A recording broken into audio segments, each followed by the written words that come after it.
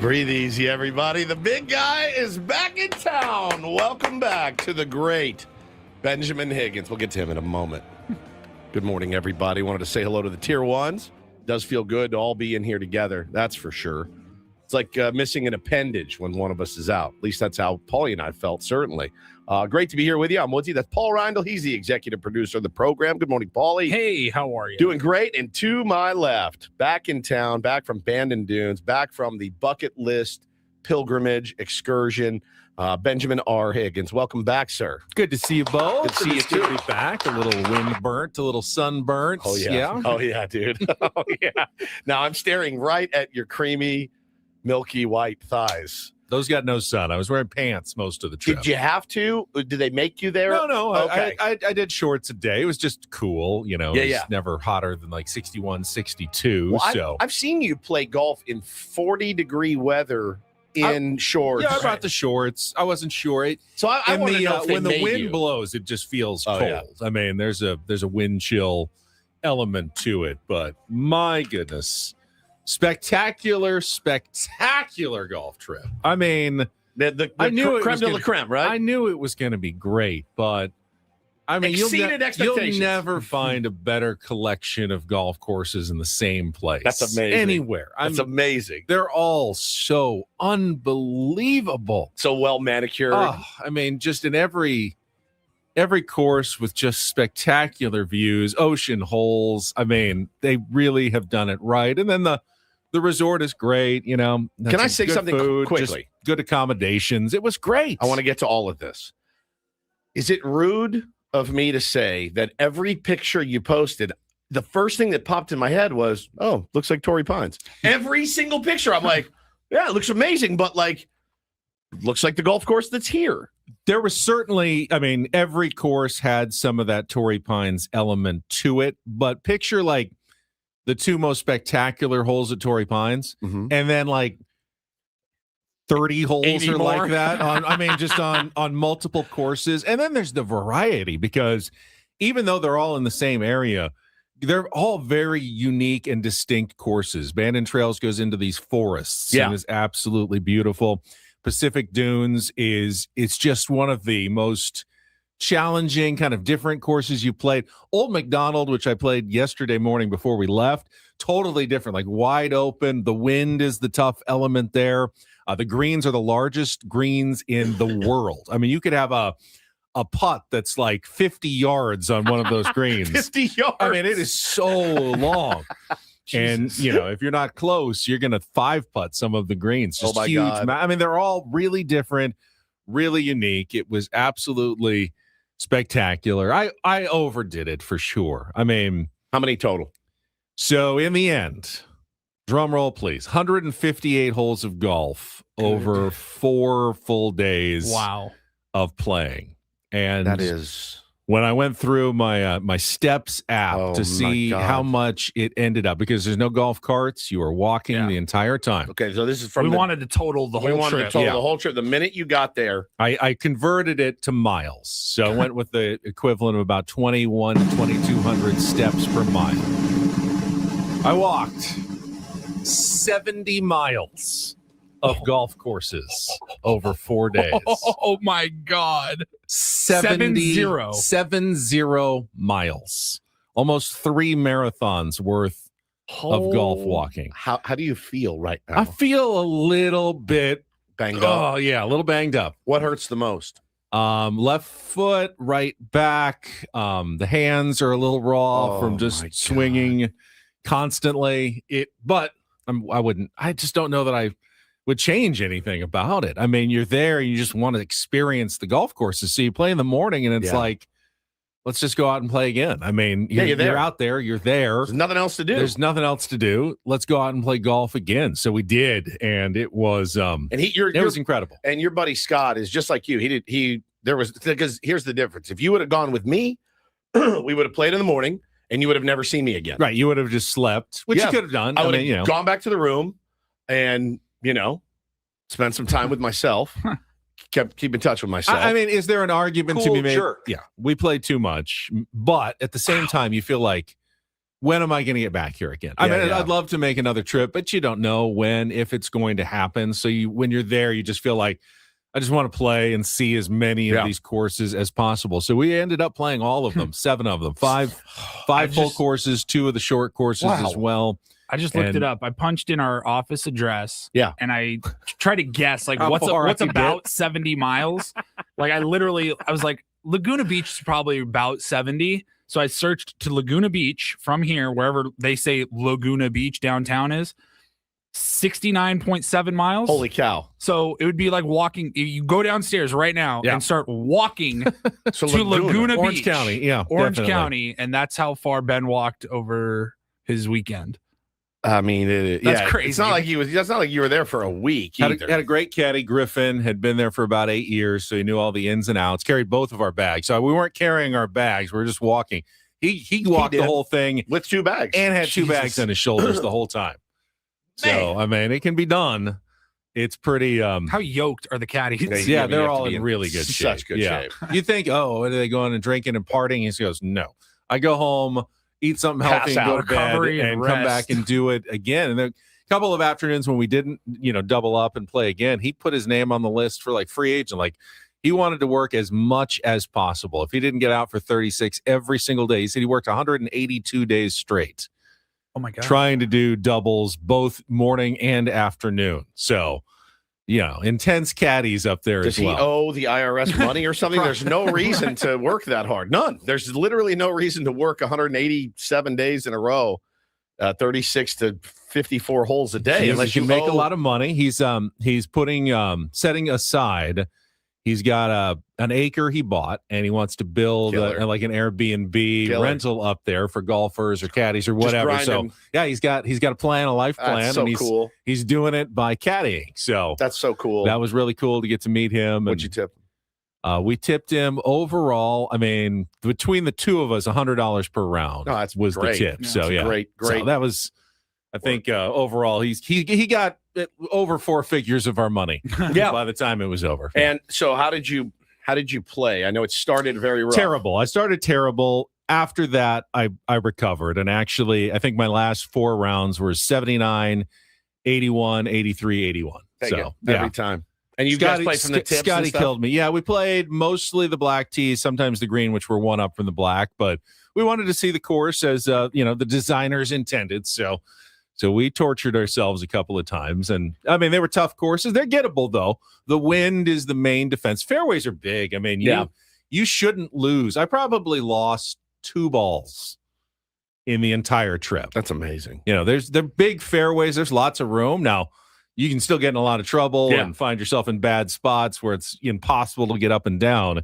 But, you don't lose a lot of balls. Occasionally, one will go into the gorse, which is the gnarly plants that grow along the coast here and in Scotland, and you don't even bother trying to get one. But I think I only had 2 that actually were lost for the entire trip. Scotty played great. Scotty played so well. I mean, he had one round where he was one over on Pacific Dunes going to the last hole and got into a giant bunker and made a triple bogey. Had to sell it for a 75, but still, it's still great. 75. So 1 over on 18, I would poop myself. I would on those courses from the back tees. I mean, his iron play was just dialed in, and I think Griffin really helped him. I mean, his distances were exactly right. Oh, that's so sick. It's 115 yards, but with the uphill and the wind, it's going to play like 160. So he'd give him like, here's your 7 iron, and go, it's too close. And he goes, no, it worked. He knew exactly what he was doing. I love that, dude. Exactly what he was doing. I love that. That's so fun. All right, so how were the accommodations? The accommodations were solid. I mean, nothing super fancy. Not luxurious, but we had our own bedrooms and a little common room with a television and coffee maker and bathrooms, and that was fine. I thought the food was really good, a lot of variety. The steakhouse, the Ghost Tree, was really good. We went to that on Saturday night and had a really good meal that night. But the pub, the Irish pub, McKee's, was great. I had the shepherd's pie. Did you get lit at all? It's amazing. I had a couple of Manhattans, a couple of Guinnesses at the Irish pub while I was there. Yeah. But you're just too tired. You're too tired. Go too hard. You're like, it's 9 o'clock. I mean, couple after 36. I mean, we didn't sit down to dinner until like 8:45 a couple of nights. So that would have been you would have like seen dragging back, and then got to get up early in the morning to play again. You would have seen the bitchiest version of me that exists, and you've seen some pretty bitchy versions of me, but you would have seen an absolute menace out there. Now, I did want to give Ben a lot of credit too, because he brought us some gifts. Now, there's a bag here. I have a bag here. But before the show, he goes, I got something for you guys, and I don't know. I'll just give it to you before. And I go, well, what is it? Like a nudie mag? A surreptitious gift. Yeah. Did you buy a Wii magazine? And felt like it. Yeah. So he reaches over and he hands us each a roll of cinnamon zin. And I was so happy that you did that. But you do realize that you're now officially a smuggler. Like you have smuggled contraband across state lines. You're a smuggler. Now. You're on the grid. You're probably on some sort of list. Yeah. I was a little worried. I'm very about proud it. of you. Now I want to know. Yeah. So you stop by a gas station, you see them, and you think of your boys, which we really they appreciate. Were all over. They're available. Everywhere. And I know, I've heard you guys complain that you can't get those ones in California, at least not legally or easily. Right. And sometimes you pick them up when we go to Arizona, fantasy camp or spring training. And I saw, I'm here. Yeah, I'll just grab some. Might as well. How Taxes are pretty low here in Oregon. For walking in and getting something completely legal? I was a little I definitely had to qualify. These are for my buddies back in California. Oh, you said it? Yeah. Of course you did. And not for me. I'm not a disgusting and then I had to figure out, because I had my golf bag, which I was checking, and I had my carry-on, and I decided just bury it in the golf bag inside the checked luggage, probably less red flags. Purple is reporting you to ATF today, just so you know. Good. Yeah, enjoy prison. You have smuggled this contraband across state lines. The Department of Alcohol, Tobacco, and Firearms will be reaching out to you. Wasn't even sure what to exactly order. I guess there's a couple of different strengths and varieties. I wasn't sure. You did great. You did great. I hope I did well. And then I got you the more traditional presents. Let me give Paulie his. I went with the gimme. I went with the Bandon Trails. Oh, that's for cool. Paulie. The logo just reminded me. Good. The butterfly just reminded me of Paulie. Like Cody Ponce's mom. Yes. Yeah, right. Ooh, that is soft. That's a nice quality shirt. And then for Woods, I couldn't find the total black one, but you said is that Padres brown? You wanted the old Mac. The old Mac. I went with the Ghost Tree. Is that a triple McDonald. XL? What in the world? It's not that big. I think it shrinks. They said they shrink a little bit, full cotton. So you got me a double. I did. They did say it shrinks. Not a double. They said it was going to shrink. Felt a little small when I picked it up. Thank you, Benny. This felt small. I could sail a boat around Catalina with this thing. When I picked it up, it felt a little small to me. I am now Professor Clump. All right. Well, thank you. All right. Sorry. I really like it. Know, sorry. But it's too big. It's very big. They warned me, like I said. I asked, and they said they do shrink and they run a little small. And I go, the last thing I want to give someone is a T-shirt that's stand too up tight and hold it up that they're going to wear. I will. This can be my sleeping shirt. I don't really sleep in a shirt, but I will now. We'll put it on top of the other one. Is it that big? It doesn't look that big. It's very soft. Very soft. It looks pretty big. Yeah. All right, let's see. Oh my god. It's a little big. It's a little. You haven't washed it yet, though. That's it could true. still shrink up. It could shrink up a little bit. It looks like it's a tall really tee. soft. It's really soft. It's beautiful, Okay. and I love the design. Yeah, if I do a pajama party, I'll wear it with some flannel pants and do good. Yeah, Paul, you got a shirt. Woods, you got a tent. No, it's not bad. We'll shrink it. Hannah's really good at shrinking stuff, so we'll make that happen. All right, sorry. Yeah. Well, I'm glad you're back. Yes, thank you for the sundress. As, Jay Hidalgo says, I'm an ungrateful friend. No, I'm an honest friend. I'm very grateful. Woods is always going to be honest. I'm an honest friend. But I think there was a little bit of projection in there from Ben, if I'm being honest. If I really dig down deep, yeah. Like I think he wanted me to be a 2XL, and so that's why he got it. Here you go, Toby. Here you go, Chubbs. Enjoy. I also had to argue with my buddy Scotty, who said, do you really want to enable them? I mean, with their habit by buying them the Zins. That's how Scotty is. He goes, that really being a good friend? Shouldn't it's you? being like the best friend. Why would you help them continue down that road. And I go, it's not me. It's not for me to be judgmental. Yeah, fair. They get to make their own choices. That's fair. They've already made the choices. I'm not introducing it to them. Correct. Hey, It's try this, guys. Look what I found up in Oregon. Try this. Exactly. It's not something new that they haven't done already. They're going to find it themselves. Yeah. You're just making it a little easier. I'm just making it a little bit easier for them temporarily. Yeah. If they don't use it, that's fine by me as well. I don't care. I just I thought that would be a nice little extra bonus. It's such a for the guys such when a they came great back bonus, for such a load holding off. down the fort while I was gone. And I hear you did a pretty good job holding down the fort while I was gone on Friday and Monday. Yeah, it was fine. I mean, the real highlights were all because of failed audio. You know what I mean? And we had the skipper on, and it was calling from a potato at the bottom of the ocean. And I guess he was on Coronado. They were here. They were in town. Yeah, he was on Coronado. He said, and I'm like, "Oh, cool! You have a Boost mobile phone? Like, what is going on?" And it was an ocean on the moon, by the way. Yeah. That we didn't even know about. Get up, yeah, camp some, Michael King, and you're just sitting here and you're just dying because there's things to talk to the manager about. And then he'd come in real clear for like a half a sentence, and then he'd drop off again. We tried him back. That didn't work. Ugh. So what should have been a 15 to 20-minute interview on a Friday.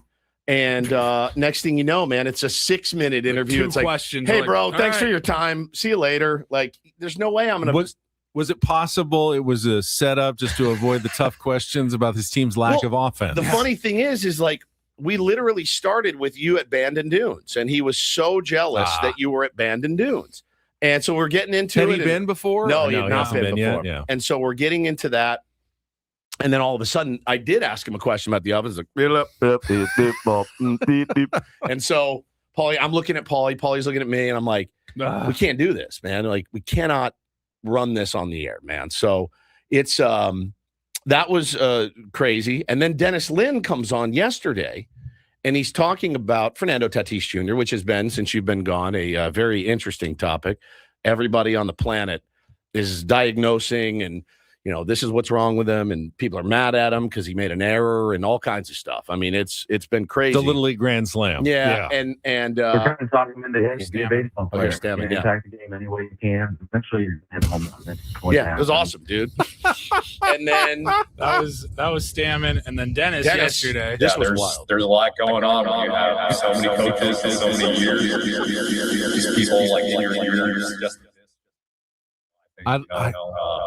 maybe the coaches aren't the answer, but I will say Dennis Lynn has never sounded cooler in his life than when he did that. So that was. I don't think there's anything I do in particular that keeps the phones from going haywire while I'm here. So I can't take the blame for that for being gone. It just seems to work out that way. I thought we did a decent job while you were gone. With the recorded liners definitely help.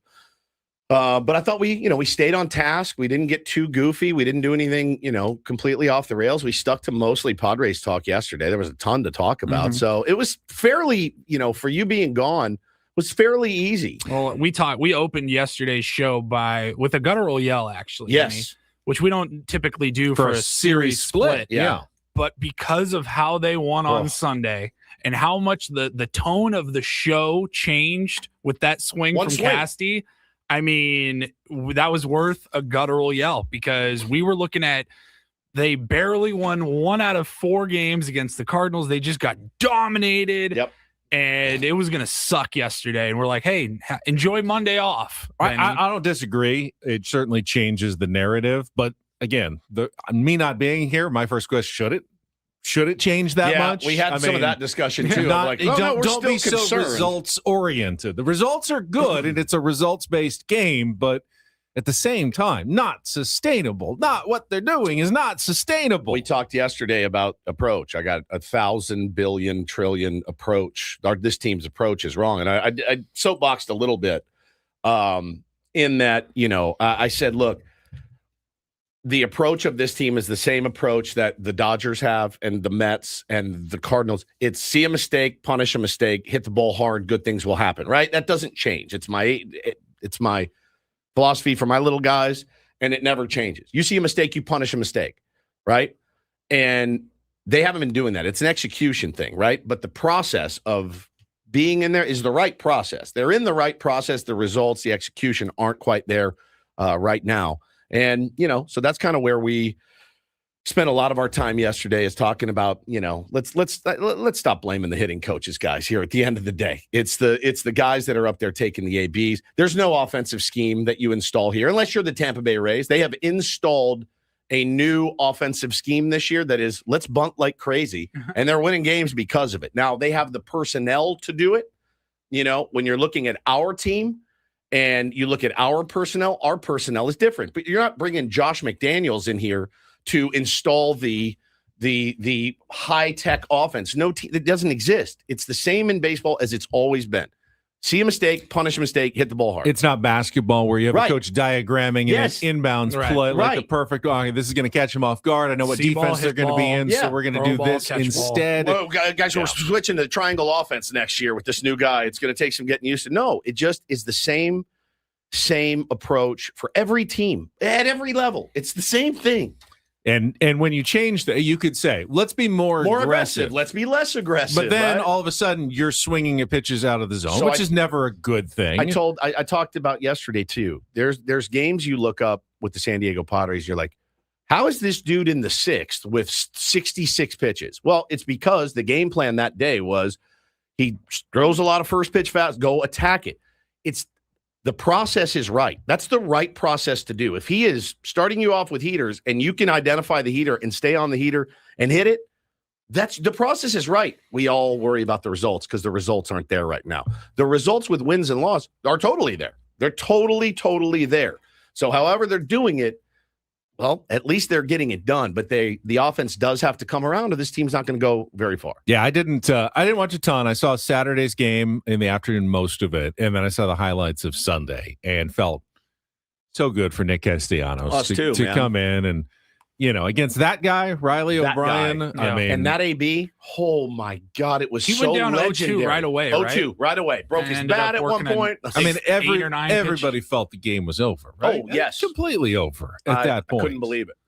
It's basically taking a game you've already chalked up into the loss column Yeah. and simply flipping it But around. see, his comment, and did you see Sammy's post I game? did. I did watch Sammy's post-game interview. Great interview Phenomenal. by Sammy. One of the Really. best. And not easy to do No. with Nick Castellanos. And what he said, what Cassie said is, yeah, like we don't think about the next game. Like we're just in the moment rooting for each other, and chemistry can't be overrated. Like all that. I thought it was I thought it was Sammy's best work, and I thought it was Cassie's best work, to be honest. So it was great, man. It was it felt like a miracle to split that series, and they got it done. They got the day off. They can reset. They were waking up at the Pfister as we speak, getting ready to go out and take out on the Brew Crew, who's going to be a tough challenge. And Pfister? Yeah, absolutely. Yeah. We will talk all about it coming up this morning. We will have Jesse Agler also joining us from Milwaukee, who got his Pfister coffee mugs last time he was in town. Drank my coffee out of it this morning. Outstanding work, and we will play the Incorporator. We'll set the menu for the Tuesday edition of Ben and Woods. All of us back together again in studio, inside the Bill House Studios. We know how with Ben and Woods on San Diego's #1 sports station, 97.3 The Fan.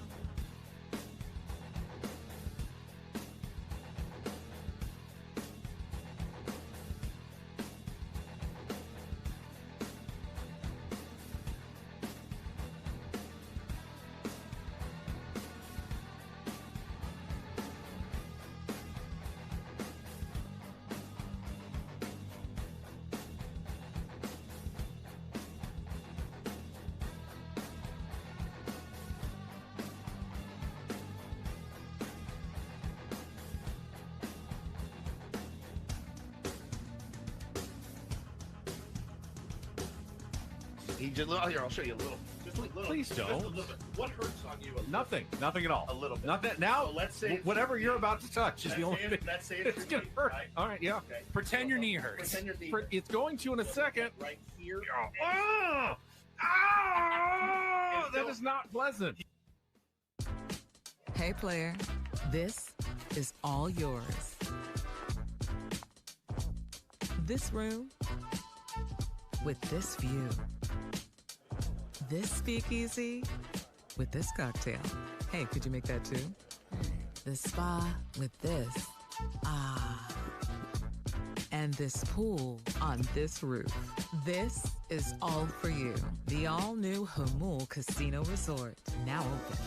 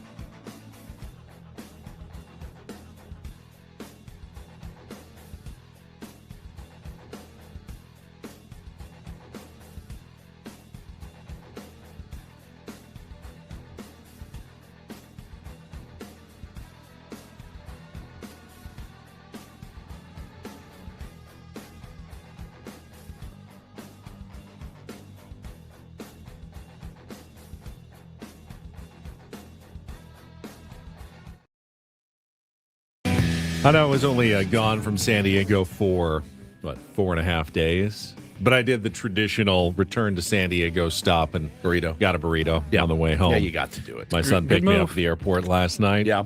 Just feels like, it's one thing you can't really get that matches anything. Carne asada? Bean and cheese. Bean and cheese. Yeah. Oh, the old bean and cheese. Stopped at El Pueblo, got a bean and cheese on the way home. When you walk 70 miles, you do feel like you can eat whatever you want for a few days. There is no question. I mean, that's like the Michael Phelps bit. Where Exactly. He's like, I have to eat like 4 Big Macs a day just to stay alive. Like, Steak, pizza. yeah, like whatever you want, man. You definitely allow yourself. Okay, yeah, those calories. Yeah, I probably need them right now. Meaningless, so right? Yeah. let's go for it. But it is good to be back. Hopefully, we'll have a good show and a good week here. Now, what's the next? Because this is always what gets me: vacation depression. Right? You come back from something like that, and you're like, "What's the next thing?" I'm good. You are good. Yeah, Chicago with my boys. Fair. That's true. It's less than 2 months away. It's next month. Next Actually, month. we're leaving late next month. That's so right. It feels like it's already That's within. good, Within reach. Yeah. I wouldn't want it too close. Like I want to be home for a while, but it's just the right distance away where I can start. Didn't you just go on 2 golf trips? Looking in forward to week? it. I 2 did. golf trips in like 10 days. Yeah. So I'm ready to be home for a while. Okay. We're ready to But have you I've home for a also while. got something to look forward to. Yeah. And that's Chicago with you guys at the end of June. Oh, so I can't wait. That'll be fun. that'll be fantastic. Of course, our San Diego Padres are also in the vicinity of Chicago right now in Milwaukee. We'll talk about that coming up here, setting the menu for the Tuesday edition Yeah, absolutely. Yeah. of Ben and Woods. We will also have some more Padres tickets to give away. Tried to do that in the first half of the program. The A's are coming to town. We got tickets for the May 22nd game against Sacramento at Petco Park, so they have a chance to win some Padres tickets. Don't do this at 7:20. Woods wants to make it a do this, a generational hater moment last night in the NBA playoffs. I still can't believe it. I've watched it a dozen times already. Paulie showed it to me this morning, and I was so happy to be able to show that to you. I was giddy. I mean, I think it's just incredible. It's incredible. Generational hate. We will have some fun with that one. We will. In our 8 o'clock hour, I have refreshed all the topics for Take on Woods. Nice. I think I tied twice while you were gone. Did you, Paulie? I heard Paulie did a good job hosting. He did. Take on Woods. Got through all of our categories. We'll have new music, TV, and movie trivia for your chance to qualify for the Vegas vacation, the $500 gift card to the Westgate Las Vegas. And then at 8:35, Jesse Aguilar will join us for week 7 of the Incorporator. Need to find a G word. Yep. For Jesse while he's in Milwaukee tonight for game 1 of the 3-game series. Round report in our 9 o'clock hour and get you ready for the series against, I would say, a playoff contender. They've been a playoff contender for the last few years, and they will remain a playoff contender. So an important one against the Milwaukee Brewers, who, if I remember correctly, took care of the New York Yankees pretty well. Yeah. Over the weekend. Was my buddy Scott. He's a Yankees fan, and every time he checked the score, and he's going, we're losing to the Brewers again. Yeah, swept. They're 22-16 right now, but they've won 4 straight. It's typical San Diego Padres going in to face a team or a team coming in to face them that is on a quite a win streak. So hopefully we can snap that. We talked yesterday, Benny, about today being particularly a big one.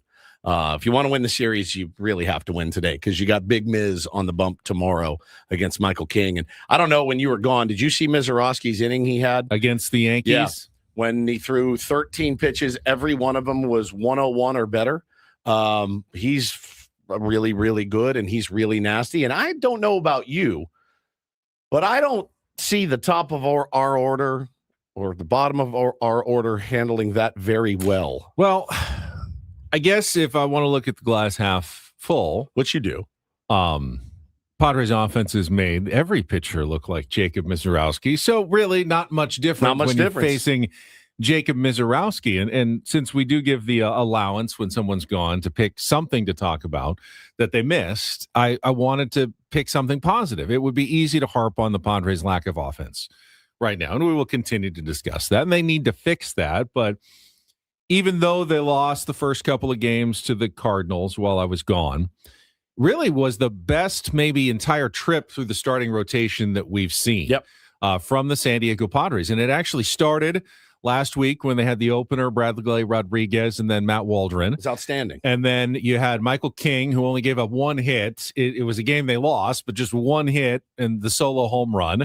Griffin Canning had the one bad moment, but otherwise pitched pretty well in his second start with the Padres. And that was the Tatis, right? That was the Tatis inning, the error, and got away from the Padres that game. But overall, Griffin Canning looked good. And Still feel good about him. And then he had 2 more good pitching performances over the weekend. Buehler was outstanding. Yeah, Buehler was really good. So you've gone through a rotation, and reportedly you're getting Lucas Giolito added likely this weekend against the Seattle Mariners, which probably makes this Matt Waldron's last start or bulk inning assignment. I mean, I see that Matt Waldron is listed as the starting pitcher, which kind of surprised me a little bit because it worked so well when they went with the opener last time. I don't know why you'd mess with that. If you're Craig Stammen, maybe they'll announce it later in the day at some point that they're actually going with Bradley or an opener like they did last week. But otherwise, that just gives you another maybe bullpen option, length bullpen, and Matt Waldron if you move him out of the starting rotation. If he throws well, though,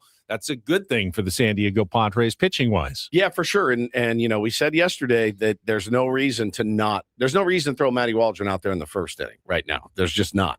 Throw Bradley out there again, try to go 1, 2, 3, and then bring in the knuckleballer. I mean, you can't expect it to go exactly like it did last time, but I would keep running it out there until it didn't. Does that make sense? I would just keep doing it until it didn't. Yeah, I think the question would be, and maybe if Craig Stammen's phone worked better, you would have gotten to that. How much of it was matchups based? Like, was it in particular?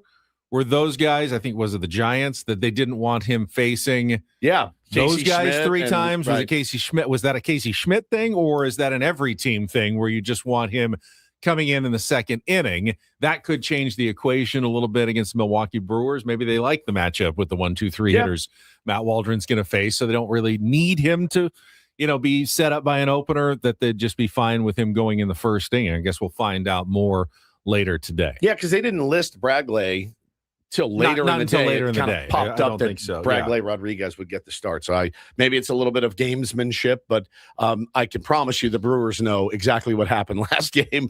With Bradley opening and Waldron, and with no game yesterday, and no one asking Craig Stammen any questions. You're not expecting the Padres to be forthcoming to issue some sort of announcement during an off day that they're going to mess with some bullpen opener shenanigans against the Milwaukee Brewers. That's something that you would typically find out probably around noon today, our time, with a 4:40 first pitch, if they were going to do that.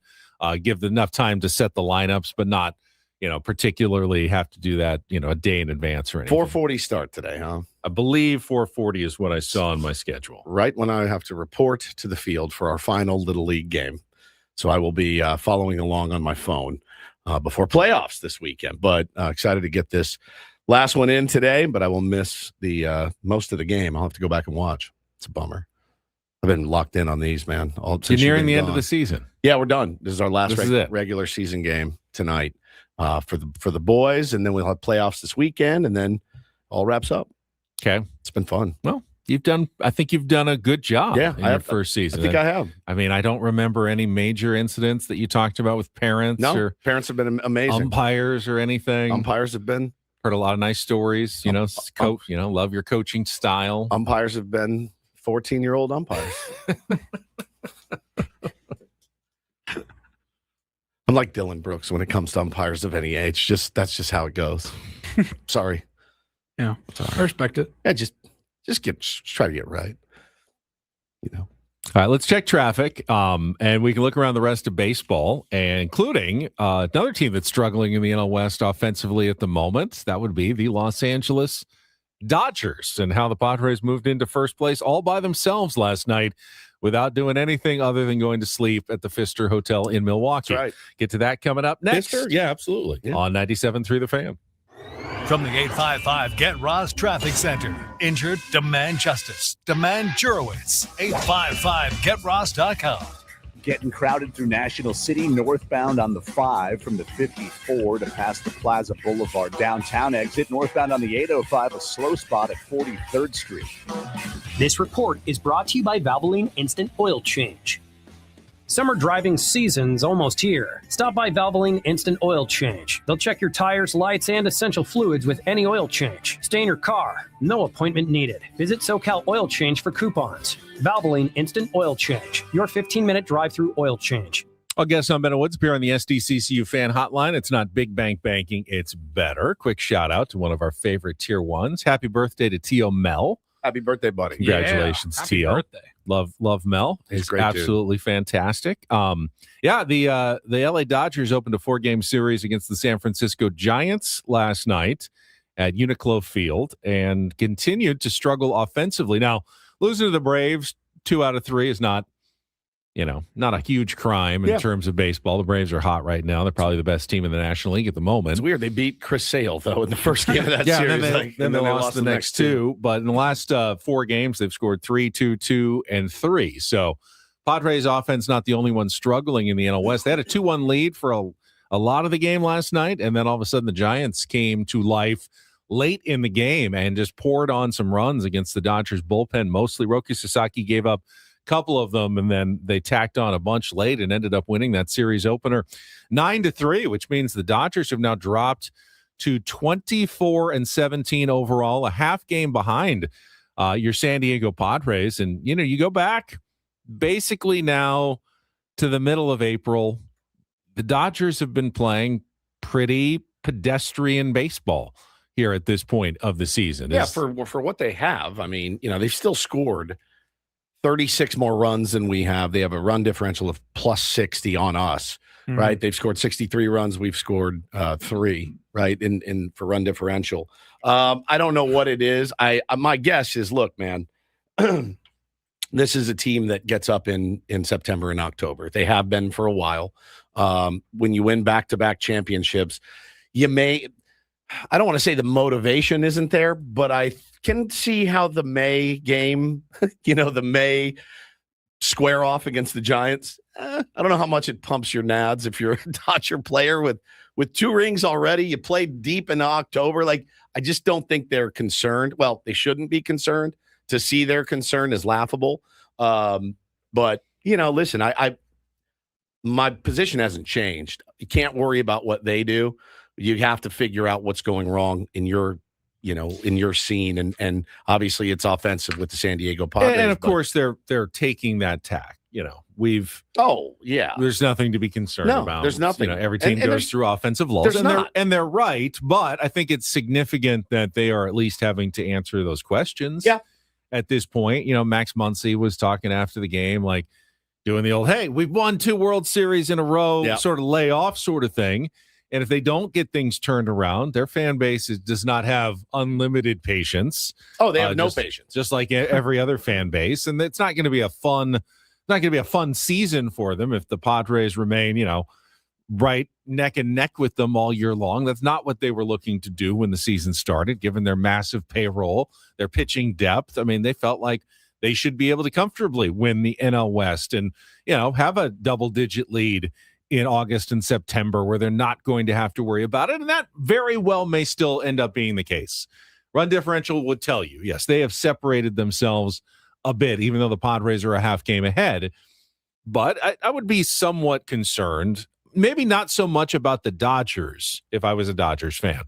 Be like, yeah, we'll figure it out. I'd be more worried about the Padres actually starting to hit and figure things out, because the Padres have shown that they do have enough pitching to stick around in all these games. And with no offense to speak of, they've managed to be 8 games above 500 at this point in the season. I don't know if this offense is ever coming around. We're a quarter of the way through the season. Yeah, man. It's not early anymore. It's not late, but it's not early anymore. And the Padres haven't hit yet. So I can't promise you that, Fernando Tatis Jr. has enough time to turn around and have a great season. Manny Machado may not get to those back of the baseball cards. I know we said this at the same time last year, and he pretty much did. There's enough time to, we talk about salvaging a series. They can salvage their seasons and put up, below average, but not terrible numbers. But I don't expect the baseball card stuff this year. I've seen some encouraging things. The swings I saw from Jackson Merrill, especially since he's moved up to the leadoff spot, have looked pretty decent. But no one is having a great season offensively for the Padres, and I don't know why Xander's having a solid. It's solid for him. Yeah, but he's not a guy you can put your team on his back offensively. It's just wild to you go up and down the lineup, and Laureano, who had been so good, he's struggling, and Merrill, again a little bit better in the leadoff spot. Benny, Toddy, obviously we know his struggles. Manny, you can't have Manny Machado with a 1 in front of his batting average. You just can't. Honestly, you make too much money for that. You make too much money to have a 1 in front of your batting average as your batting average. I know batting average isn't the end all be all, but at this point, these guys have to step up and they have to get it going now. And that's it. That's it. And with Campy being down, he was one of our most solid hitters. Other guys have stepped up, and yeah, it's going to be a grind till those guys get it going. But if I was a Dodgers fan, I would certainly expect at some point the Padres a couple of those guys will get going for at least stretches of the season. But if you're a Dodger fan, you also feel like Shohei Ohtani is going to get going. Of course. And Kyle Tucker's going to mash. You know for sure that's going to happen. Yeah. But you also want it to happen before the Padres guys get going at some point as well. Hey, nothing would make me happier than some voodoo magic, devil magic team going all the way through the season and winning the West somehow would be incredible. But I also know that organization up north, they're going to do whatever it takes. And if they get to the All-Star, they've shown they will, they've certainly spent money, but I think this could be the year, if it's still kind of teetering right now and the offense is struggling, that they just go nuts with trades because they have all these guys that they've been sitting on. They're a lot of them are blocked. Like there's no room for some of these guys. So, but we've also seen from the Padres' perspective that it doesn't necessarily work. Yeah, exactly. Going nuts in trades and picking up hot players and filling a bunch of positional needs, and all of a sudden you go, and now these guys are struggling just like our old guys were struggling now that we've brought them in. Doesn't always fix everything. Yeah. So you kind of want to address the problems before you get to even the trade deadline is the best way to go about it. Well, I think for both teams, they're both in the unique position where it's like, no, we have guys. We have guys. We've spent money. We've got the dudes. They're just not being the dudes right now. Kyle Tucker's not earning $65 million a year right now. He's heating up, but he's not $65 million a year. And they're not replacing Kyle Tucker with a trade. They're not replacing Shohei Ohtani. They need those guys to hit just like the Padres need Fernando Tatis Jr. and Manny Machado to hit. You could see both general managers going, our best additions are going to be a healthy blah, blah, blah at the deadline. You can see both of them doing that. But, this team, I don't know, man. We're missing a hitter. We're missing a pure hitter in this lineup. And something about coming here sometimes has taken even pure hitters and turned them into average hitters. Yeah. I do laugh. I was watching the broadcast and I fell asleep and the Giants were losing and I fell asleep and I woke up, was very pleasantly surprised to see that final score. But the perception of Luis Arraez from opposing broadcasters, I don't know if you guys were watching, did you hear Oral Hershiser just glowing about Luis Arraez and Joe Davis getting a little dig in? He goes, hey, playing second base, which is a position the Padres wouldn't even let him play, and he's the best second baseman in the league. And Oral goes, oh, man, you love this guy, man. He's going to go up there. He's going to hit it. He's going to run like the wind. Run like the wind? Do you know what wind is? Have you ever seen wind? Because when I think of Luis Arraez, I don't think of a guy that runs like the wind. He may run hard. He plays hard, certainly. Yeah. But he gives effort. He gives effort, but not as fast. As running like the wind is different. Chandler Simpson runs like the wind. Bobby Witt Jr. runs like the wind. Yes. So it's just it's interesting. Oh man, this guy is great. As he flips a ball out to left field for an out. It was right in the middle of it. Oh, just a great AB always. And but I watched that broadcast. They're fairly negative. The contrast between Davis and Hershiser and Mudd and Don is, and Joe Davis, the master of just taking little digs at the other team. You have to watch it and pay attention to it. But I loathe that guy anyway. But it was great to wake up to that score 9-3 this morning. I was pretty stoked. What happened? Yeah, just bullpen let things get away. Tony Vitello is like 3-1 against the Dodgers. That may be reason enough for keeping him around forever. I've already been saying I think he deserves a 10-year contract extension. 100%. I was talking to some buddies that are Giants fans, and they're like, they're not doing too well right now. No, they're not happy with the decisions. Stephanie Epstein in Sports Illustrated this morning posted a piece called "The Giants' Grim Outlook Goes Well Beyond This Season." Did you see the news yesterday about Bryce Eldridge, their number one prospect? No. Tony V comes out yesterday. He goes, yeah, we're just going to pinch hit him. He wasn't in the lineup last night against a right-hander. He's a big, strong left-handed. Yeah. He goes, we're going to pinch hit him. And it's like, that's your number one prospect. I saw our old pal Mark Willard, who used to do radio here. He's on the Giants now. Dude was fuming. Like, this is malpractice. He's got that deep voice. This is malpractice. If you're going to call up your top prospect, you got to let him play. You can't have him as a pinch hitter. Like if you're going to do that, leave him down in the minors. It's tough because if you do that and he's not playing, you you feel like you're raising the white flag on the season, which is tough for their payroll and their fan base. Yeah. They don't want to know that we're just playing prospects that aren't going to hit at this point. The problem is they're playing guys that aren't hitting also because they're paying them a lot of money in Devers and guys like that and Chapman. And, they're like, you don't bring this guy up to pinch hit him once a game, maybe. And Tony V said, I'm going to find one spot for him a game. I don't know that he got in last night, but Giants fans are fuming. Which is why Stephanie's crux is you'd rather be a Rockies fan at this point. Wow. They're at least, cheaper and younger and building. And they have kind of a direction. The Giants still need to tear everything down before they can even start. They just going started in the this thing, man. Better Woods brought to you by David P. Shapiro, criminal defense attorneys, helping good people regain control of their future when charged with a crime since 2010. Visit davidpshapirolaw.com. Come back with a Padres ticket giveaway and more next year on 97.3 The Fan.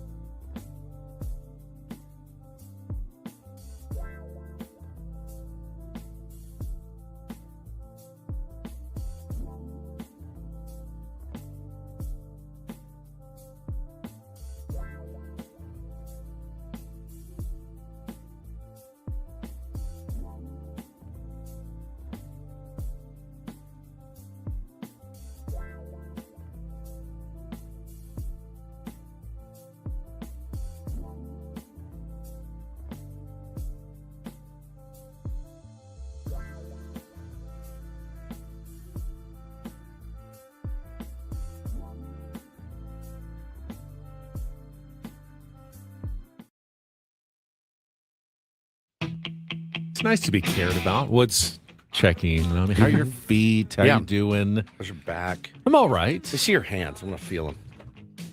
God. Oh God, they're smooth as silk. Let me see. No calluses. Wait, that's your glove hand. This is Your left is glove hand. This is, Bro, how is this possible? No blisters. no, I really did okay. Feel mine. Compare. Oh, we got you're 70 miles of golf. Like an alligator Yeah. skin. All those swings, my hands would be Raw. just shredded. My wrists would be in pain.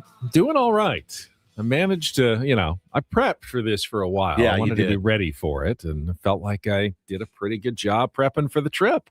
But I appreciate your concern. Purple says I'd be suspicious about a notorious foot guy asking about my feet. Yeah. That's a good point. I do like feet, and I get a You had clear shot of yours. This yeah, I morning in definitely your was happy. And the flip-flop. reason Dogs why are out. Yeah, I'm in the flip flops for a couple of reasons today. First, just to give them a breather from shoes and socks after several days of all the walking.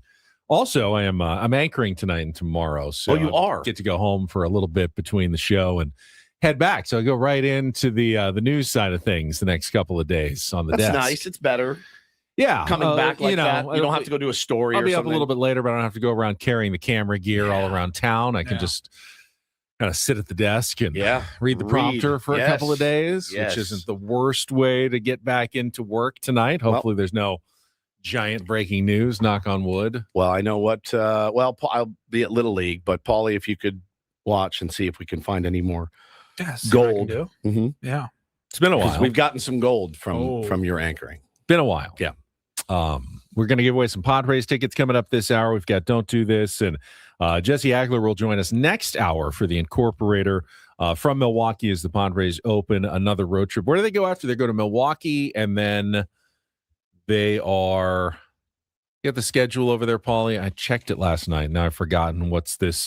This trip, but they've got some important. They have some really tough games and tough games coming up. If I remember to correctly, Seattle. After Seattle.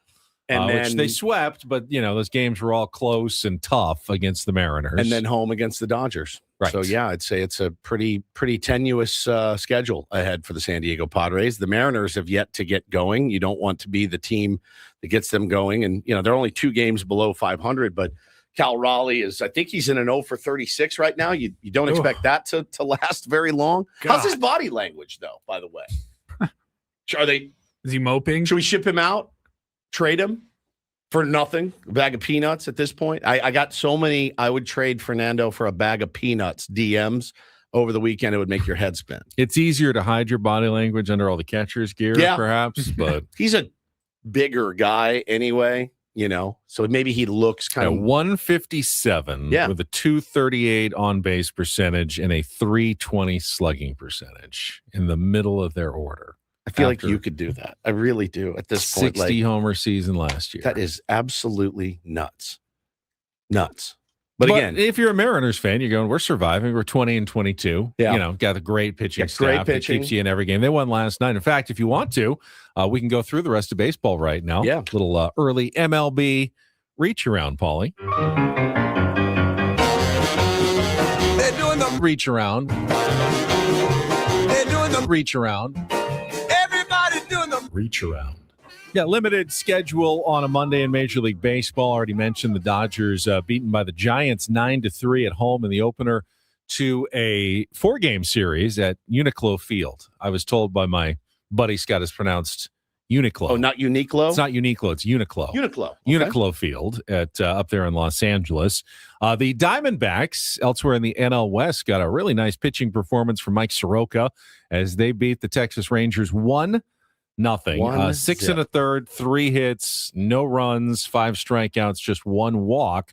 As the Diamondbacks have gotten back to 500 with the Padres and Dodgers both failing to, put together any more runs here and just kind of hanging around 8 to 10 games above 500 for the last couple of weeks. All of a sudden, the Diamondbacks feel like, okay, we've survived. They did not run away from us. We're now only 4 games out of first place. We're back to 500.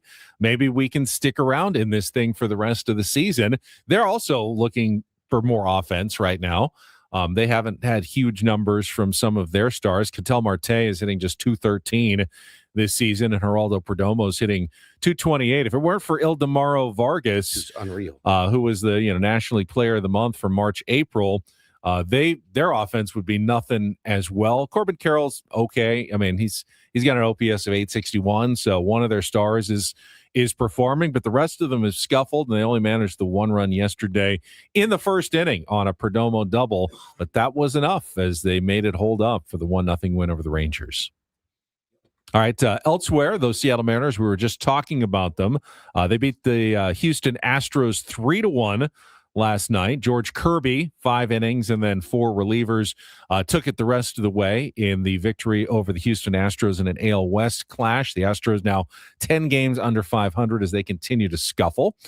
Maybe the hottest team, one of the best teams in baseball right now, the Tampa Bay Rays. They are improved to 27-13. They are in first place in the American League East. They won again yesterday, 8-5 over the Toronto Blue Jays. Jonathan Aranda is having just an amazing season. Continues to hit 2 for 3 home run, 3 runs batted in. Just been solid in the middle of their order all season long for the Tampa Bay Rays. What I would not do to have him here. What I would not do. He's first baseman, right? So, I mean, I would do anything. He's a professional hitter. 15 of their last. Hold on. A storm coming in? What the hell was that? I heard. That was weird. What is happening on this? That was weird. We're not even at the Pfister. I know. That We've was got like the haunted radio station, right? I don't know if anyone could hear that if you were driving. Yeah. It was probably not. You probably didn't catch it. It just sounded like wind noises, but it definitely sounded like something was like blowing past. Yeah. What the hell was that? That was so weird. Where does that come from? That doesn't. Yeah, there it is. It's extraterrestrials. There's a ghost in the machine right now. All right, it's gone. No, it's not. I don't feel safe. I'm going to go home. Yeah, we'll see you guys tomorrow. Wow. All right. Anyway, the Rays have won 15 of their last 17 games. Craig Calcaterra, who's a guy we've had on our program many times, he writes a newsletter every day. I still subscribe to it. It's called Cup of Coffee. He just kind of recaps what's going on in sports and the world. He said, I saw some people online over the weekend playing a game called Can You Name 7 Tampa Bay Rays players? And I started laughing. 7? And I go, That's 7. A tough game. I go, good Lord. I know Aranda. Junior Caminero, Chandler Simpson. Pete Fairbanks is still there. He's still on the Rays. Shane McClanahan. No, is he not? No, he's not. McClanahan's not? No, it was Pete Fairbanks left, didn't he? Did he? I think so. Oh, yeah. Isn't he in Boss? No, he went to the Marlins, didn't he? No. Where is he? He is Miami Marlins. He's a Marlin? He's a Marlin. He stayed in Florida. What?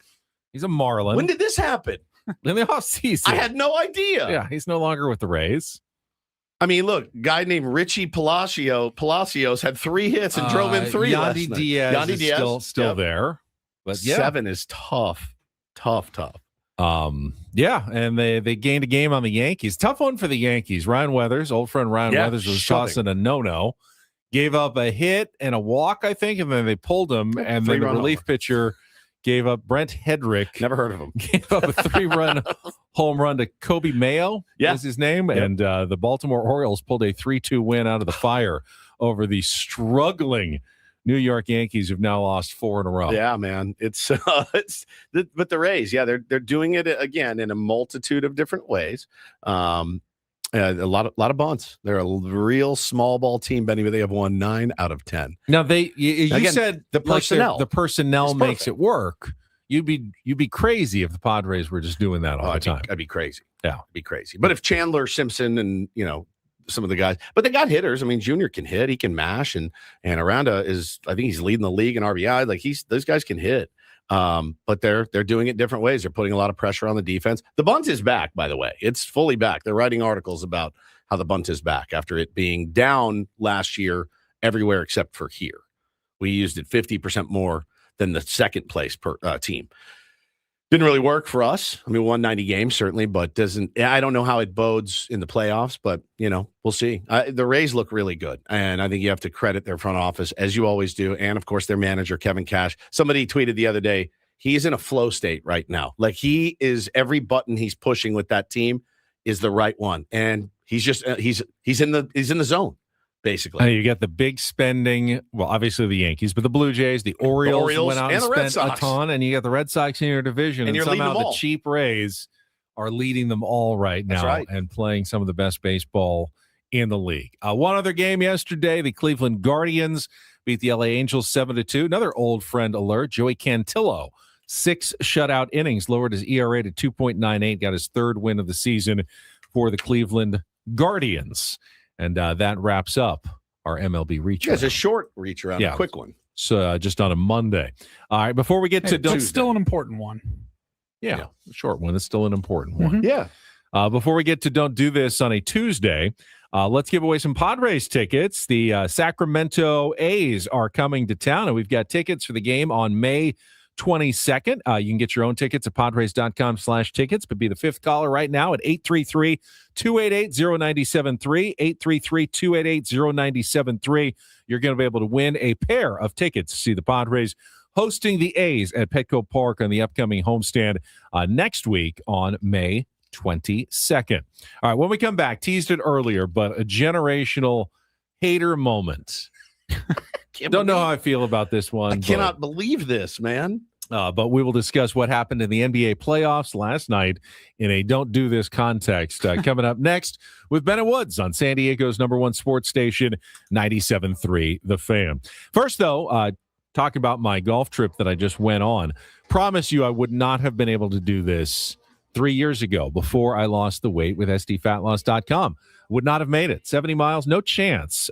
With my old shape that I was in, it was just no possible way I could have done all that walking and made it through. But now I can, thanks to my new body, my new me, and the support I got from SDFatLoss.com. I lost 40 pounds in 60 days, got the coaching that I needed to help not only get the weight off, but keep the weight off with the program that is based on real food, stuff you're eating from the grocery store every day. You build a better metabolism, you burn fat faster, you build muscle. I have more muscle, less fat by a wide margin than I did 3 years ago before I started the program.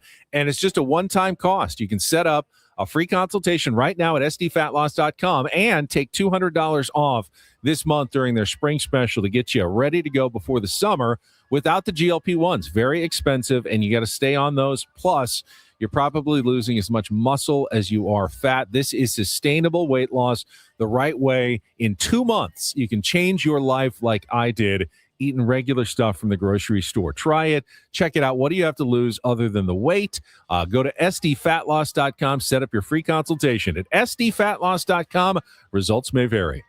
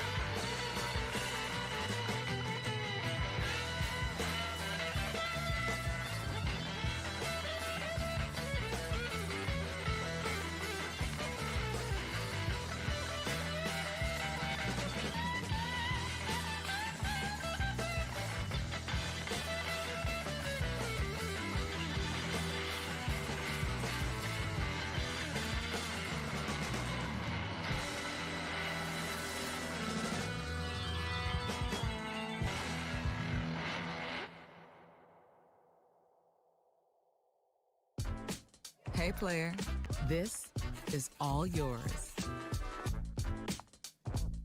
This room with this view. This speakeasy with this cocktail. Hey, could you make that too? The spa with this. Ah. And this pool on this roof. This is all for you. The all-new Hamul Casino Resort, now open.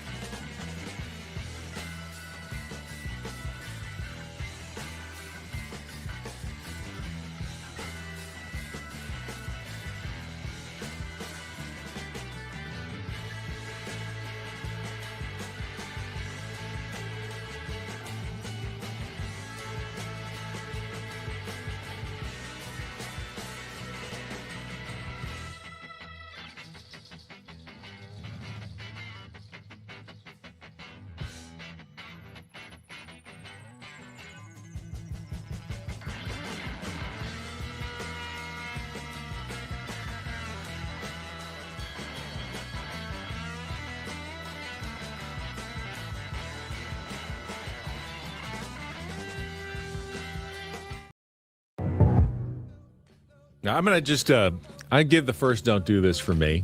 I hate having to do this, but my vacation extended a little bit. The flight was slightly delayed. I didn't get home until late last night.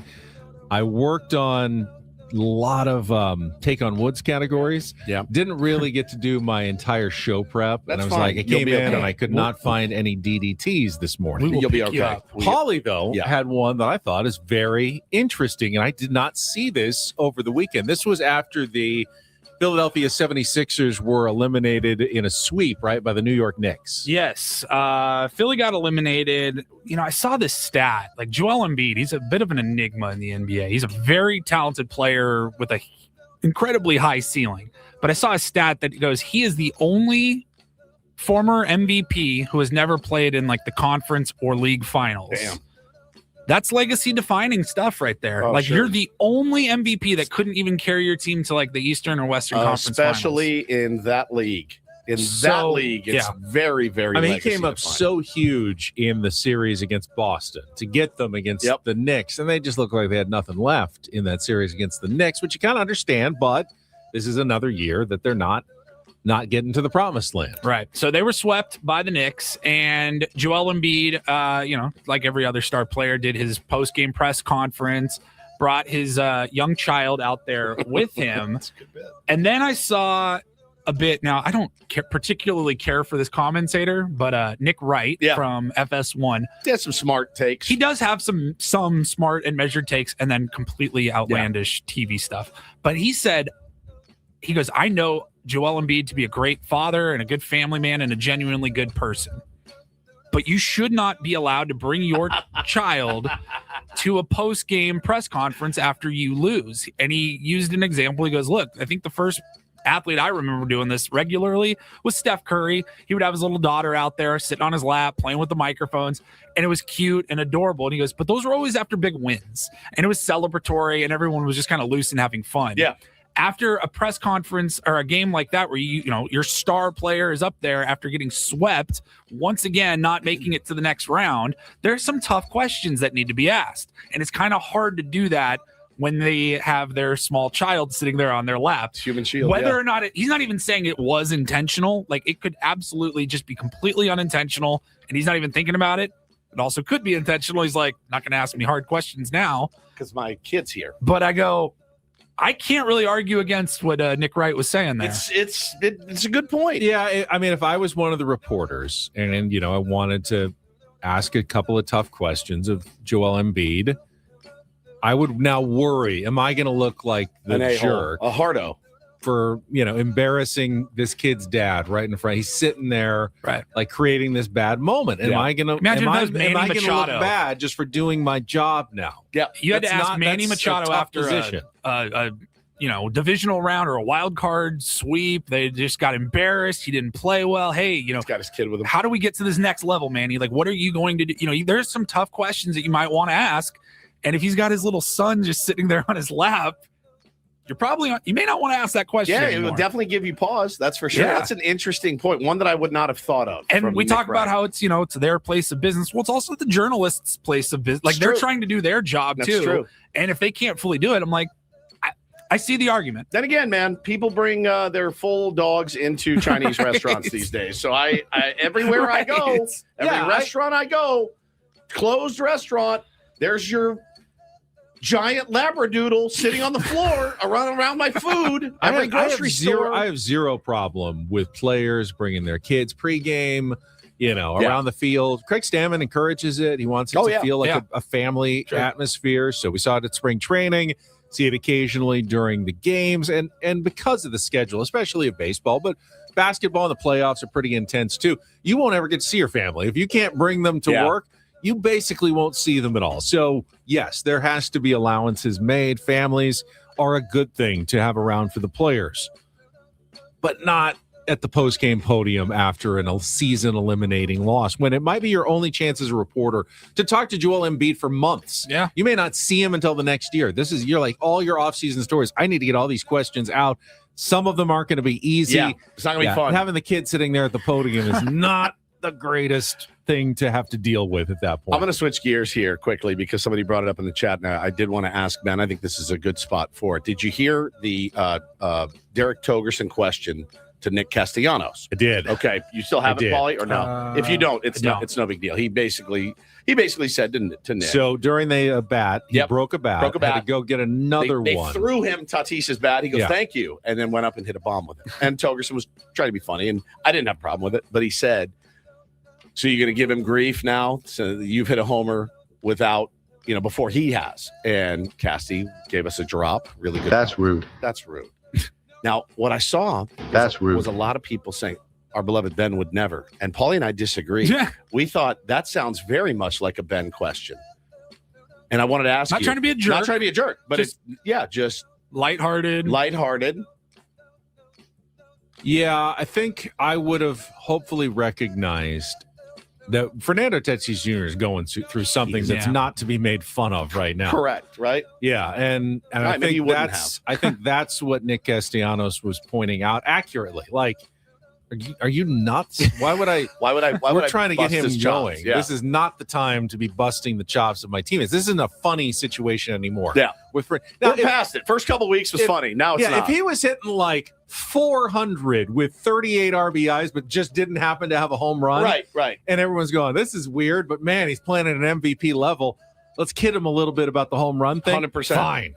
But right now, it is not something you're going to be joking about in that Padres clubhouse. And I would stay away from anything that was kind of in that vein, I would think. Yeah. And especially with Nick Castellanos, who you don't know how he's going to respond. And I thought how he responded was probably on brand and about the best thing that Nick Castellanos could have said in that spot. Yeah. Good for a teammate. I did see that. And certainly I have empathy. It's not asking those questions is not always an easy job. Yep. And, it's having some levity can actually work for you in times, but that one missed the mark for sure. Yeah. Yeah. Sorry, Derek. All right. Let's do some doo-doo.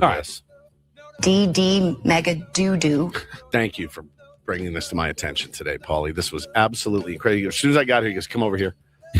Went over to his computer, and he goes, "Look at this. Here's your boy." Dylan Brooks last night showed up courtside to watch LeBron James and the Lakers get swept out of the playoffs. And, they've had beef for many, many, many seasons.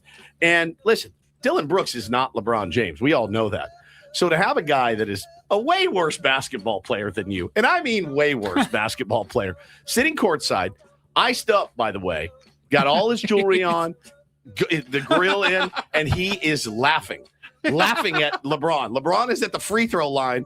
And at the time that they show this, it's like a 27-27 game or so. Or no, it's 7-7. So it's very early in the game. And there's Dylan Brooks courtside watching his nemesis get swept out of the playoffs. I laughed so freaking hard because that's some really generational type hate there. I love it. It really is. Look at him. He is unbelievable. I mean, you have to be so fearless. Yes, fearless. To do that yes. Because you're opening yourself up. Oh, yeah. For anything that you do wrong, you are opening yourself up for the rest of your career. And he just doesn't seem to care. He does not care. I mean, everybody knows that LeBron James he's so far and away a better, classier NBA player than Dylan Brooks will ever be. Ever. And he's so much more accomplished. He knows he's going to lose this fight eventually, but Dylan Brooks does not mind being the villain here. To show up and sit there and just my favorite picture of all time. The Under Armour sleeveless shirt tucked like into his jeans, a tank top. Yeah. Tucked right in. It's so bought crazy. Floor seats right behind the hoop. Yeah. To sit there and watch LeBron get swept. Yeah. Unbelievable. Look, I love LeBron James, one of my favorite athletes I've gotten to watch in my life. But you have to respect I respect the hell out of that generational hating. I mean, it's just incredible. It's incredible. One of my favorite videos of the year. I mean, the general consensus was that the Lakers played pretty well. But they're just too considering they didn't have Luka Doncic and going up against, the Oklahoma City Thunder, who have yet to lose a playoff game. I didn't think they'd win a game in this series. They challenged them last night, ended up falling short in the end. LeBron can only do so much. He's playing 40 minutes a night at over age 40. Right. 24 points, 12 rebounds. Again, a 20-point double-double. I think he matched Wilt Chamberlain all time for playoff 20-point double-doubles facing elimination. There's only so much he can do without they're missing one of the best players in the NBA. I mean, all of it. They never had a chance. People are in the chat it would have been funnier if he was still in the playoffs. And it's I actually think it's funnier that he's not. And he's I don't care. I'm going. And I'm going to sit there and I'm you going realize to you don't laugh. have a leg to stand on, right, Dylan? You seem to get there. Part of it. I think it's part of it. He's no, I just hate this guy. I just hate this guy. Incredible. And that's don't and do this for a Tuesday.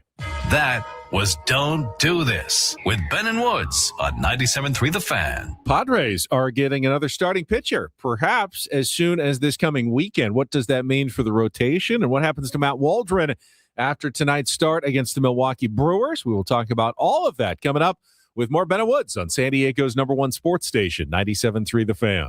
Gambling problem? Call 1-800-GAMBLER. GEGE 000-466. For a full list of games and rules, play at 7 Mile Casino. Visit 7milecasino.com. First, if you're looking for a great place to play cards in San Diego, there's only one place you should be going. It is 7 Mile Casino.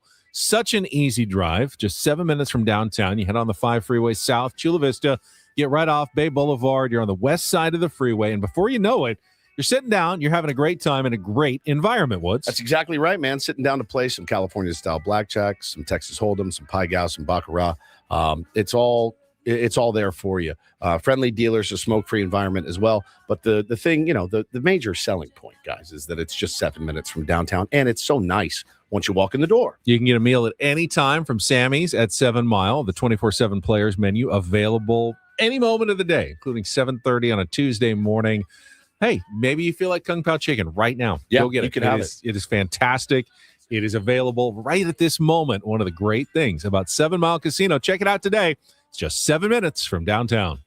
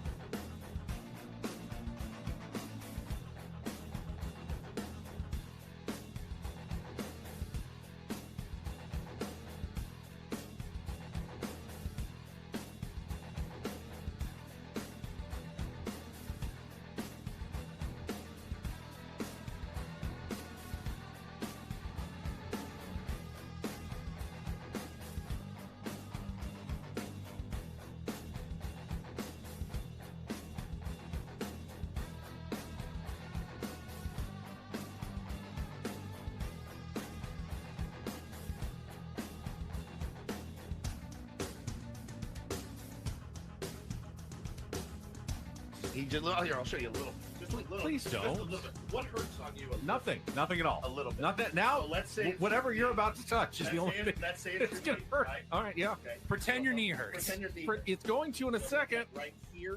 Oh, that is not pleasant. Hey, player, this is all yours. This room with this view. This speakeasy with this cocktail. Hey, could you make that too? The spa with this. Ah. And this pool on this roof. This is all for you. The all-new Hamul Casino Resort, now open.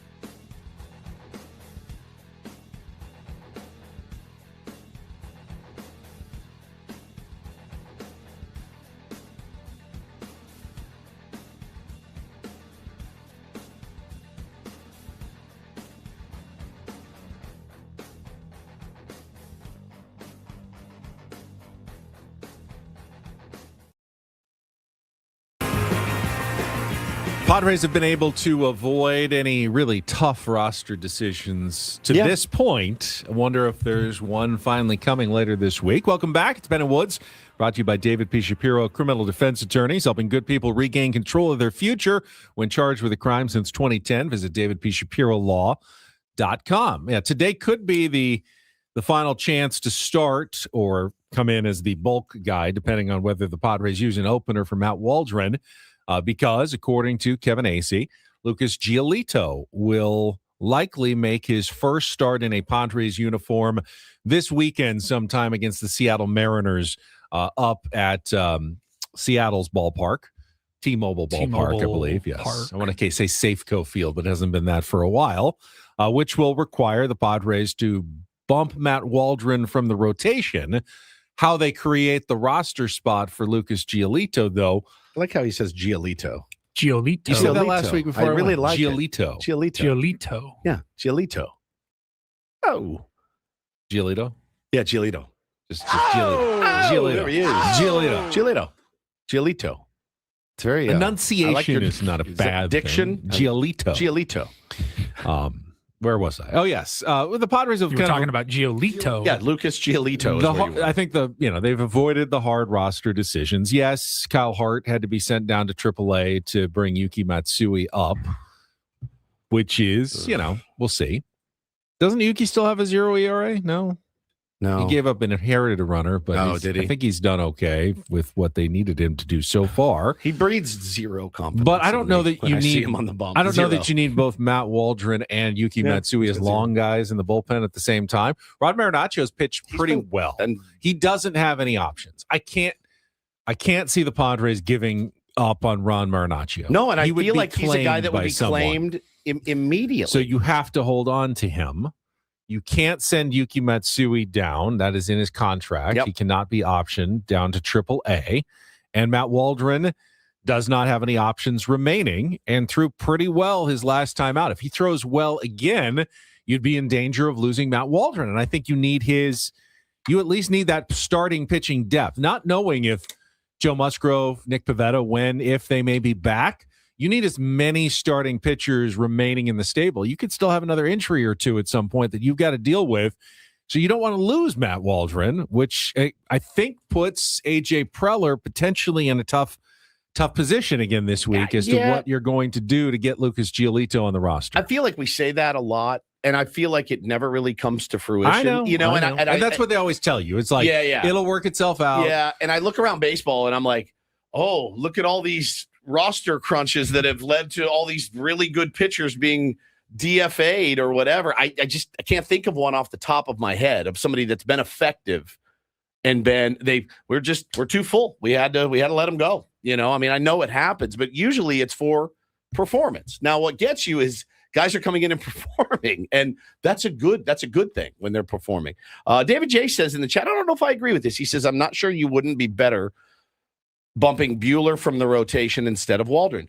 I mean, based on one start for Waldron that was pretty good, and Buehler's put together there is something about the way that he competes, I think, that we all appreciate. He was really good the other day. I mean, he was really good. I mean, I feel like Buehler's trend has been pretty straight line positive from the start of the season to where he is now. Velocity continues to be just a tick up. I think he's finding kind of that groove as to what kind of pitcher he wants to be. Not the old Walker Buehler, but still some elements of that, trying to get ahead of batters. He talked about it after his last start. Anybody think they'd be sitting here on May 12th defending the honor of Walker Buehler for the San Diego Padres? No, we've had the discussion where he's been really effective one time through the order. Yeah. It screams kind of like 3-inning reliever, 2-inning plus reliever.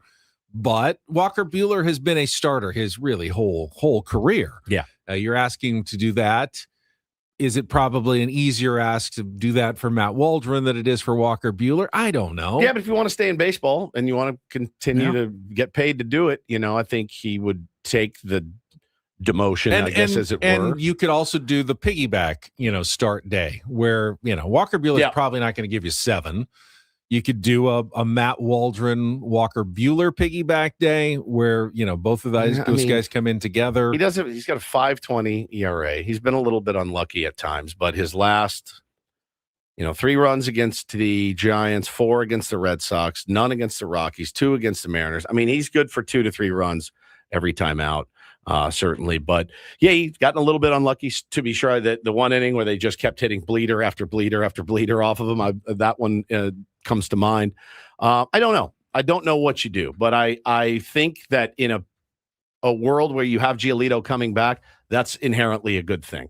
So I'm not going to get too worried about whether it's Waldron or Buehler, because again, they do work themselves out, and I don't think you have to necessarily lose anybody. Somebody goes to the IL. Seung-Won Song was ready to come back. Jake Cronenworth needed to go on the concussion injured list. Have we heard anything about Jake? I didn't when I was gone. I hope he's not a word. I hope he's starting to feel better. It's been about 5 days now since he was put on the 7-day concussion IL, which means probably going to be eligible to come back later in this series in Milwaukee. But I have no idea whether he feels up to it or what the doctors say about his situation. And that's another, it's another thing that the Padres are going to have to face when Jake comes back. They're going to bring him back. They're going to put him back in the lineup. Certainly, Seung-Won Song has acquitted himself pretty well at a couple of different defensive positions. Defensively, he can run a little bit. He's not ripping the cover off the ball, certainly, but neither was Jake. So Jake is the same. The redundancy of the San Diego Padres is real, right? You have 2 light hitting infielders that can play multiple positions, and then you have the right-handed Nick Castellanos types, and the Laureanos, and you're really heavy right-handed. So I don't know. I don't know what they're going to do. I mean, Miguel Andujar is now a starter, right? Yeah, I think he's a starter. I think so. Probably is DH most days. I mean, he gets a day off like everybody does. Yeah. But you're more often than not finding a way to put him in the lineup. I mean, you're looking for offense. He's been one of the guys that you've been able to get it from. I mean, Elston said most of the season. Elston said yesterday, maybe Castellanos deserves some more ABs too in a DH spot. So, but then you have to play Andujar in the field. Yes, which you don't really want to play in the field. Right. I don't love Castellanos in the field either, Correct. But he's okay in the outfield. Redundancy. Which makes it a difficult situation. We had the first lineup all right year now, with Sheets, Andujar, and Castellanos. Right, they had Sheets in the left. Yep. And how did they do that? They played Casty and right. When was this? This was and Andujar Saturday, DH. Yeah. No, Casty came off the bench.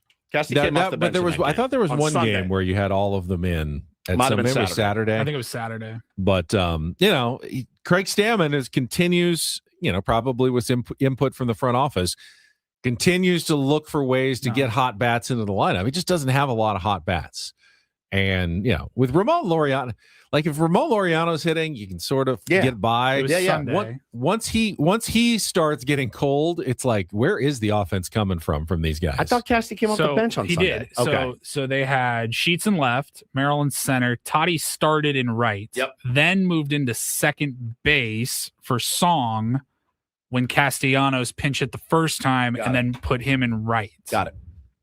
So they didn't start. And then Laureano came off the bench. They moved to right for defensive purposes once they What's that noise? I don't know. It sounds like heavy breathing, but it's not. It's not me, I promise. Let's hear it again too. Yeah. The engineers say we're crazy. They said they don't hear it. But I hear it for sure. I don't know. You guys hear it in the audience? You can. I don't know. If anyone wants to let us know in the chat if they're hearing that same. Sounds like the wind. Like someone's listening. Yeah. They're really close. Like they have a hot mic and they're standing outside in a windstorm. Yeah, it's very strange. All right, let's check traffic. We'll try to get to the bottom of our mystery here. Coming up next with Bennett Woods on 97.3 The Fan. From the 855 Get Ross Traffic Center. Injured? Demand justice. Demand Jurowitz. 855GetRoss.com. Chula Vista to San Diego, the northbound 805 gets crowded at Olympic Parkway. Solid slow at the 54. Stays like this all the way to the 94. This traffic report is brought to you by Frozen Ropes Baseball and Softball Training Facilities. Register for Frozen Ropes Baseball Summer League with 8 games and 8 practices for ages 6 to 12 at SanDiegoFrozenRopes.com. That's SanDiegoFrozenRopes.com. Yeah, I was sorry to see about Luis Campusano going on the injured list while I was gone as well. I've got our first chance to see a little Rodolfo Duran on the big league level. He made one of the best plays that I have seen, that sliding play from behind the plate. Fantastic. Very impressive. Yep. Don't really know a ton about Duran. Well, he's been in the minors for a long time. It was one of those things where he's been in the minors for like 12 years. And finally got his shot. Michael King was very complimentary of the way that he called the game, the way he handled himself. Now, he hasn't gotten a knock yet. He's made some loud contact, but he has not gotten that first knock yet. So you'd love to see that happen for him. I love those stories. The best. Those minor league kind of guys gave up. Finally getting their opportunity. I mean, you don't expect them to be stars, but it's kind of one of the things that makes baseball fun. Oh, it's so good, man. And those guys sometimes do have those like hot 2 weeks where they come up and like, oh, wow, this is fantastic. So glad to see him getting the opportunity. Sorry it came at the expense of Luis Campusano. He's had a whopping 6 ABs so far to this point. But again, a couple shots to center field that were caught. And but he's King. You said it. It's not just Durant. He's worked with everybody. Yeah. I mean, he is such a open-minded pitcher when it comes to working with different catchers and never complains. Always just says, just whoever you need me to throw to, somehow makes it work. And he's looking more and more like old Michael King for the first time in a couple of years, fantastic. Which is one of the best signs that you can find for the San Diego Padres. Agreed. Couldn't agree more, man. That's a huge. And the thing is we got to start winning Michael King starts, right? Those are the ones that you got to start winning. They don't score a ton for him. They don't score a ton for anybody right now, Benny. But that's the one. If you're the offense, you got to put some pressure on yourselves or put the onus on you to go out and get him some run support. But he's been really brilliant as of late. Yeah, absolutely. So he'll have to go up against Jacob Mizorowski tomorrow. Mentioned that earlier. So he's got another tough pitching matchup, and the Padres will probably need him to go 6 or 7 innings, no more than a run or so if they want to stay in that game against Jacob Mizorowski, who's coming off a fantastic performance against the Yankees. This guy's unbelievable, man. Just throws Ched right by you, 102, 103. There's no let up right now for that kid.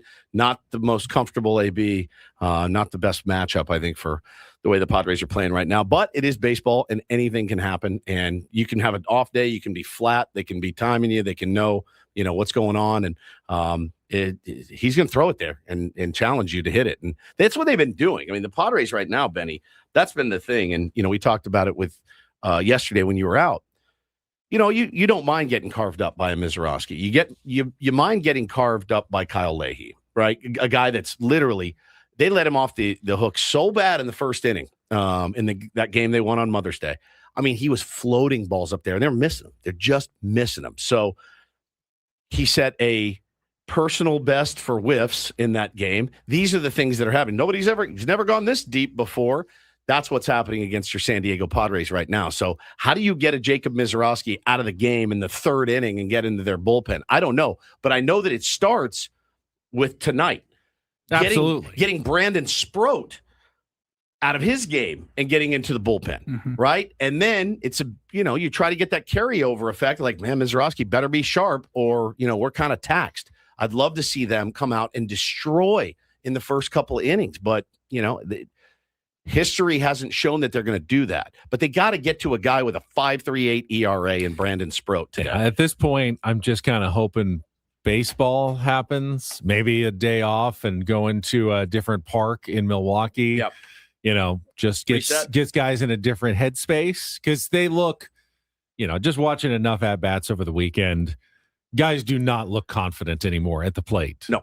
I think early in the season they weren't getting results, but you could still see Fernando Tatis Jr. walked up there with confidence that he was going to, hit the ball hard and, it didn't work out fine, whatever.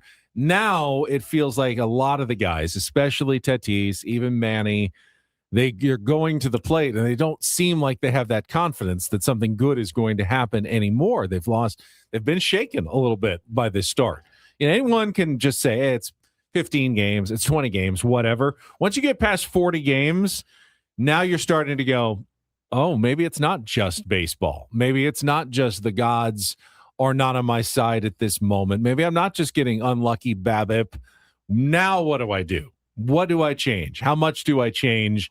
And it's hard to maintain your confidence through that. Got a little breaking news in baseball. The Diamondbacks have traded outfielder Alek Thomas, who they DFA'd, to the Dodgers. Teams have yet to officially announce the move. Arizona DFA Thomas for assignment. He can run like the wind. Right? He can fly out in center field. Yeah. He actually does. And I always liked Alek Thomas. He's not gotten off to a good start, only hitting 181, but something tells me that is going to change.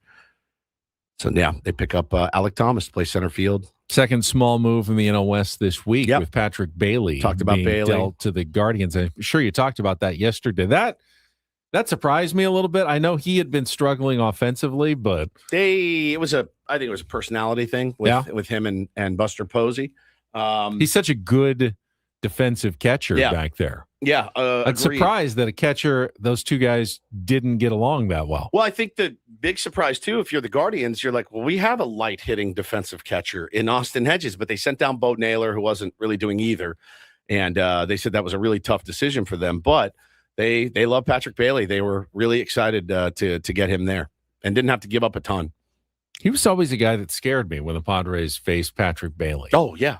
Yeah, hit some big home runs against the Dodgers, man. He hated the Dodgers. You'll miss him there for that reason. Yeah, I didn't really go into it much when I saw that move this weekend, other than taking a moment, like scratching my head and going, what is going on right now in San Francisco? Yeah. That was a move that showed me that the Giants are a bit flummoxed with what's going on. They're a really fascinating team, and they have been since they made the move for Vitello. They're fascinating. I mean, the moves that they're making, the moves that they made last year, the core that they kind of decided on that's now, 40 games in, and they're like, we got to blow this thing up.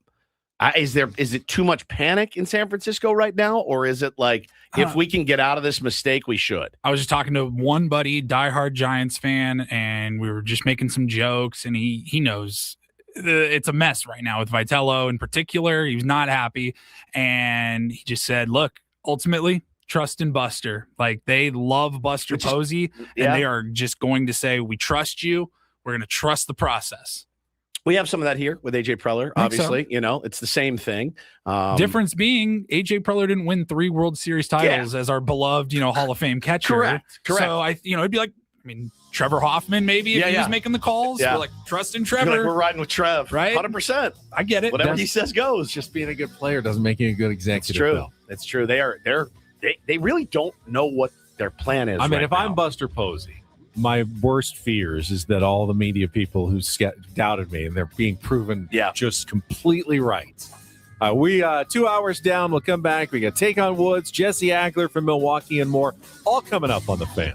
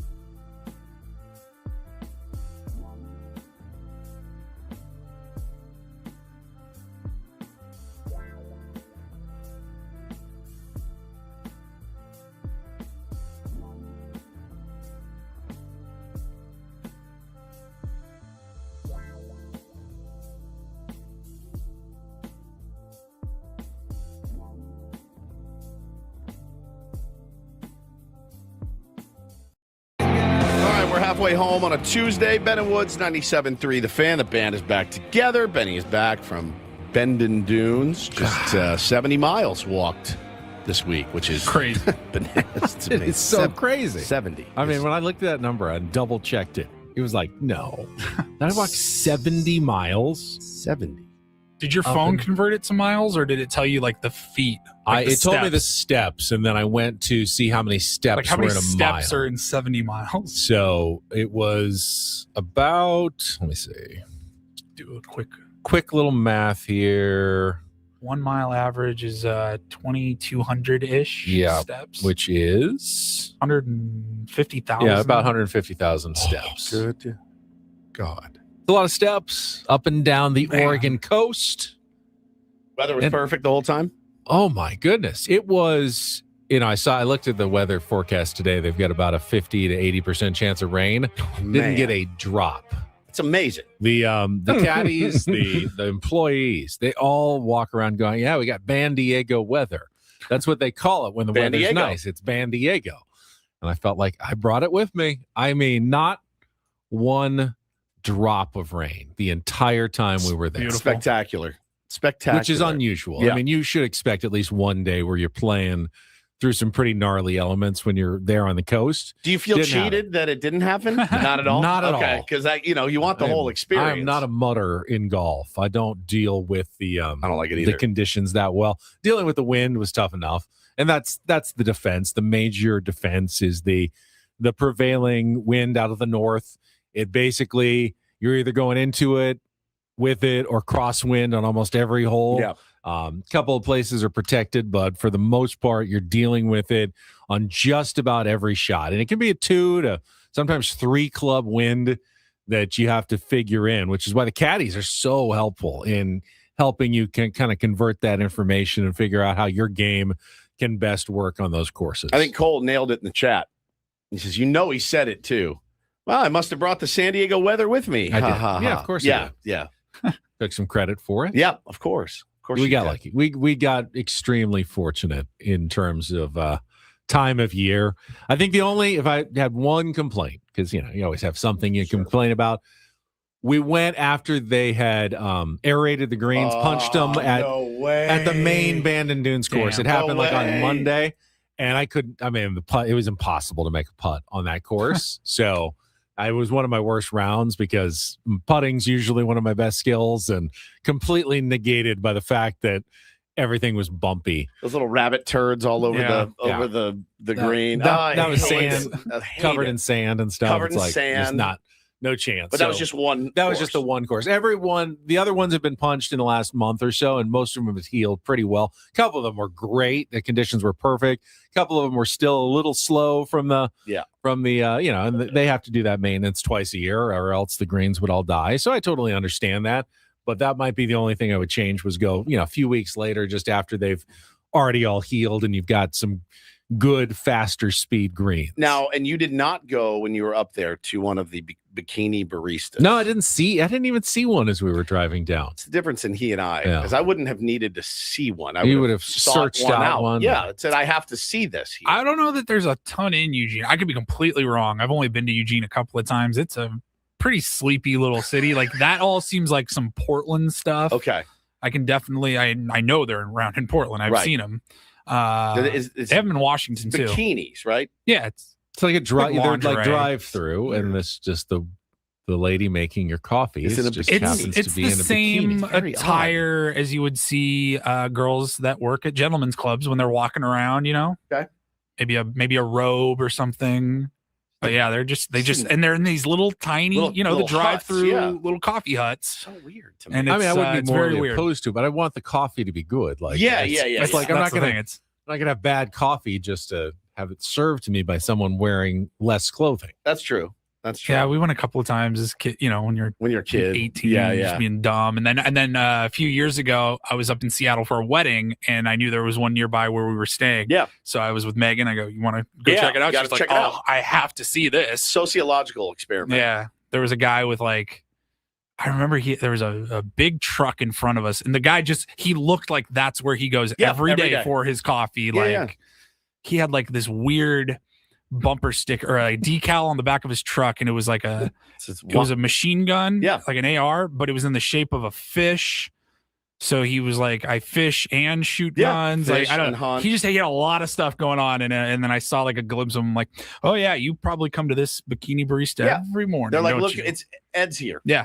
Ed is here for his morning coffee. We know exactly what to make him. Fishing, hunting. It reminds me of the new Luke Bryan song that our compatriot down the hall, John, popped in this morning. He of country music, by the way, country radio. He said, hey, by the by, have you guys heard the new Luke Bryan? And I said, I haven't. And then Luke Bryan's going to be playing Petco Park very soon with Jason Aldean. And I said, I haven't heard it. And he goes, oh, well, you should give it a listen when you get a chance. And I said, oh, you know that I like to listen to new country music. I said, what's the name of it? He said, well, it's simple. It's called Fish, Hunt, Golf, Drink. And I go, what? Doesn't make any sense. He goes, yeah, just fish, hunt, golf, drink. If there wasn't always somewhere to be, and my life was really up to me. These words like really $150 million. If I could have it my own way, let me tell you how every day would go. Wake up, coffee, camo, climb tree, wet line, 18 fish, hunt, golf, drink. All right. So if you get up, say you get up at 4 o'clock in the morning, you put your camo on, as he says, then you climb a tree and you go hunt. What, 3 hours? Then you go down, then you fish. After that, that's a couple hours. Yeah. Then you go golf. And then you 4 hours. I would do like one. I would do one of those a day. I wouldn't try to jam them all in every day. I'm going to surf. I'm going to ski. I'm going to snowboard. I'm going to skydive. Here's my thing and this isn't even a country music thing. This could apply to like hip hop or anything else. Like when you are singing about a lifestyle that you clearly don't have, maybe you had it once before and that's fine. But like when I hear songs like that, I'm like, we looked it up. We're like, bro, you're worth $160 to $200 million. You do that every day. You actually could just sit there and fish and drink and hunt. You could fish, hunt, golf, drink. You can do that every day. Every day. It's like sometimes like I hear people a lot of times with when they talk about, how there's a difference between maybe how tough their life was at one point and where it is now. It's like, bro, you live in a mansion in Bel Air. Like he says, I ain't breaking 80, but I'm pretty damn close. Can't shoot a Boone and Crockett if you never get to go. I want to feel me a good, and when I set the hook, kick a hangover, kicking in the woods. When I wake up, coffee, camo, climb tree, wet line, 18. Don't know what that means. Wake up, coffee, camo, climb tree, wet line, 18 fish, hunt, 18 fish, hunt, golf, drink, all fall, all spring, all summer. Like we make fun of country music a lot, and we'll say something like, we'll just make I was driving down my truck with my beer in my hand and my baby's feet. He's not even doing sentences now. He's just screaming like stereotypes of country music. Well, Fish, I don't want to hunt, and I don't want to fish. I don't drink that much, so I really would just be golf, eat, golf, sleep, rub one out, golf, and take another nap, golf, sleep, baseball, cards, all day long. Man, that is really, really interesting stuff. Very interesting stuff. Oh man, that was funny. Yeah. So I saw while I was gone, and I think JZA said it earlier. Play Woods' parking lot encounter again. What did I miss? I always like to know what I did not see on the show when I was gone. I don't know how much of the setup Paulie has, but I've got enough. You got enough of it? All right. I got to shout out. This was about 24 hours ago, around now. I got to shout out Tier 1 Terry, by the way, who hit me up early last week, and he said, hey, man, I've got daughters, and they're not really interested in bobbleheads. If I can get a couple of Mason Miller, the flame-throwing bobbleheads, would your kids want them? And I said, you have no idea. You have no idea. Every time, they advertise anything, my kids have to have it all. Probably much like your kids, if you got little kids listening at home. And so he said, dude, I got you. And he drove up. We met at Randy's Donuts on Friday, and he dropped off Mason Miller bobbleheads for me. So I just thought that was so kind, and thank you. I used to meet guys in parking lots, though, for different reasons than to pick up bobbleheads, Paulie. Life is certainly... There it was. Yeah. Glory That's, hole. nope, not that. That's not...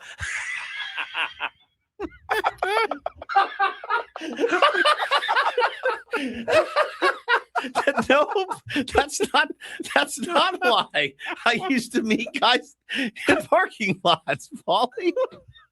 That is so good. That is not the reason. You son of that just laid me out. I had no idea what he was reaching for. Nope, that's not it. Loose cannabis, amongst other things. Yes, maybe. But as I pull in at 10:15 on Friday, he's like, "Hey man, I'm in the gray Tacoma." I'm like, "All right, cool." And like I see him, and I walk up, and he's like, I'm looking over my shoulder like I was doing something wrong. I was like, "Bro, you're literally just here to pick up bobbleheads." Yeah, you seem so ready to agree with Paul. I did, and then you hear me see the drop. So for different reasons than to pick up bobbleheads, Paulie. Life is certainly... There it was. Yeah. Glory That's, hole. nope, not that. That's not... No. Yeah, not nope, it. no. That's not it. Nope, that's not it. That's not it at all. I've never actually done that. I am ready to admit to something inappropriate right now, but that is not what I'm admitting to. Yes. It's not at all it. 100%. Nope. Oh, God. No. Yeah, It killed me. I watched it 100 times. I thought it was so good. The timing of it was spectacular. Life is certainly... There it was. Yeah. Glory That's, hole. nope, not that. That's not...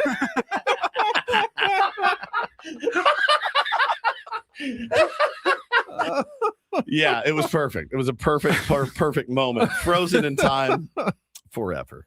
Sully's ability to drop. Yeah. Oh, I mean, it's it was one elite. thing to have a cutting comment or a funny line, but to do it with a button It's is next level talent over there. Killed me, man. Unbelievable. Killed me. Imagine you just are like, hey, my 20s were a very crazy time, and just You do what you have trying to to get by.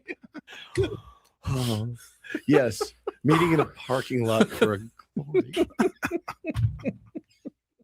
I'm here. Can somebody point me in the direction of where I'm supposed to be right now? And then, all right. Thank you, guys. Thanks for being here. Appreciate it. We'll see you next week. Man. He's like, I haven't talked about this. I haven't even thought about it in 30 years, but here we go. On a Monday, I'll just throw it out there on the radio. It was a dark time, Paulie. Oh, so good, man. We have not, Ben wants to know if we have already talked about the Haunted Fister. We have talked about the Haunted Fister, but Tony and Mud absolutely had an experience there, and I have not heard it yet. No, I did not hear the story. Maybe Jesse knows it. We'll talk to him at 8:35. Yeah, Jesse will join us on our SDCCU fan hotline. It's not Big Bang Banking. It is better. We will play the incorporator and see if he does have the story of the one haunted hotel that the Padres stay in. That's right. Each and every year. Now, is it haunted or is it just old? I think that's always we talked the about that question. yesterday. Yeah. The TV turning on and off could be an electrical thing. You know what I mean? I think old hotels tend to have more wiring and different issues that could cause mysterious things to happen. But I think Carlos Gomez was the one that saw like a skeletal apparition and ran down to the team chaplain at 1:30 in the morning and was like, "Get me out of here." And Mookie will not stay there. He gets the Airbnb every single time he has for years. So we'll talk to Jesse Agler coming up at the bottom of the hour. First, though, we'll play a little Take on Woods. I have reloaded new categories all throughout TV, music, and movies. So we'll let you know what you can win. The $500 gift card to the Westgate Las Vegas, at least qualify for the grand prize. If you'd like to be our contestant, call now, 833-288-0973, 833-288-0973. We will play our game, then talk to Jesse, all coming up on San Diego's #1 sports station, 97.3 The Fan. First, though, let me talk about Trajan Wealth. This is... I just got involved with Trajan Wealth a few months ago. Had not really gone through my retirement plan, at least with any thoroughness, in a number of years. I just assumed I was doing okay. I had my 401k. I was putting the money in. I'm like, it's going to be fine. And then I met with David, my advisor with Trajan Wealth, locally here in San Diego, and found some better things I can be doing. You really would love to clean up your finances and get a retirement plan going. No matter what your age is, if you're just a few years from retirement or maybe a couple of decades from retirement, you can always get started by going online to trajanwealth.com. That's trajanwealth.com, or give them a call. New number, even easier to remember, 619-901-0100. 619-901-0100. Very easy to use, and then they've got offices locally at Liberty Station, Carlsbad, and Del Mar to talk about ways you can be set up here in San Diego without having to worry about inflation so much, healthcare costs. They will help you factor all that in so you can retire the way you want to retire without worry, without stress. It's trajanwealth.com, TRAJAN wealth.com. Again, TRAJAN wealth.com. Advisory services through Trajan Wealth LLC, SEC registered investment advisor. Additional services through Trajan Estate and Trajan Tax. Actual client, paid advertisement. Additional disclosures at trajanwealth.com.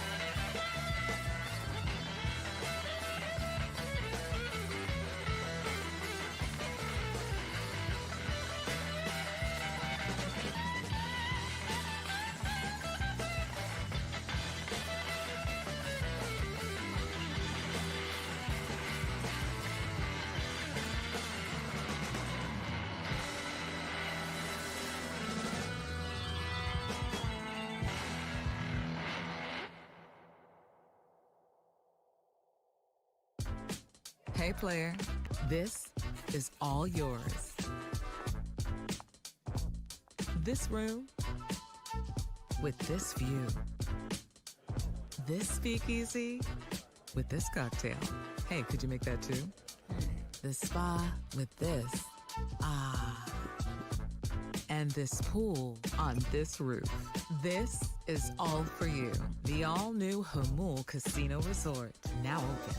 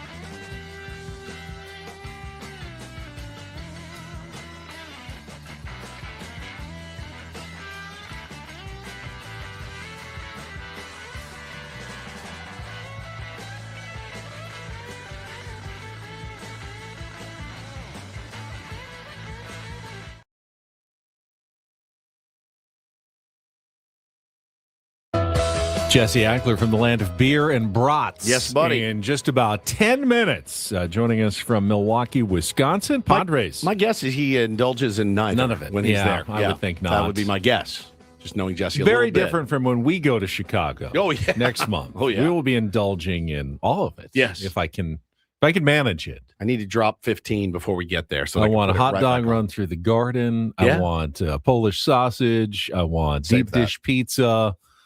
I want steak. I want the works when we're in Chicago. Yeah, you're going to get it all. month. You're going to get it all, dude. Fantastic. Yeah, it's going to be Can't great. wait. I know. Right now, though, it's time to play our game. Let's get to some Take on Woods.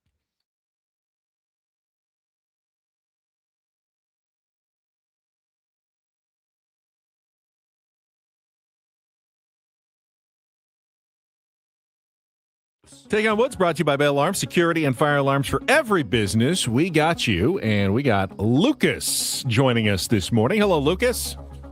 Good morning. Good morning. Good morning. All right, I've reset all the categories, but the prize remains the same for the month of May. Beat or tie Woods, you will qualify for our grand prize Vegas drawing, a $500 gift card to the Westgate Las Vegas, the home of legendary Vegas fun, now offering the breakaway from fees package, including a $75 daily dining credit, 2 day spa passes, daily cabaret tickets, complimentary valet parking, and no resort fees. Special rates starting at $89 a night. Sounds like a great deal, but let's get you started with that $500 gift card. You'll get to pick our category. Here are your choices. Our TV category is called WWW. 5 shows with one-word titles beginning with W. Music category, It's Your Turn. 5 songs with the word turn in the title. And our movie category is called Old Movies. 5 movies with the word old in the title. So, Lucas, TV, WWW, music, It's Your Turn, or movies, old movies. What would you like to play? Let's go WWW. All right, we're doing TV. 5 TV shows with one-word titles that start with W. You'll have 60 seconds to answer as many as you can. If you don't know one, say pass. We'll come back to it if there's time. There's a theme song I need left here. on the clock. I will send it to you right now. Are you sending it? Time, I will send it to you right now. I do have it.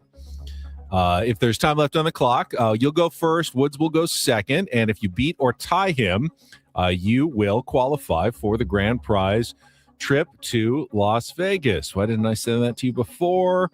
Just go ahead and should be on its way now, Paulie. Alrighty. Let's see. Did I say the thing about passing? I did the whole passing thing. That if you don't you don't understand the rules, right, Lucas? Yes, sir. You're totally good. Okay.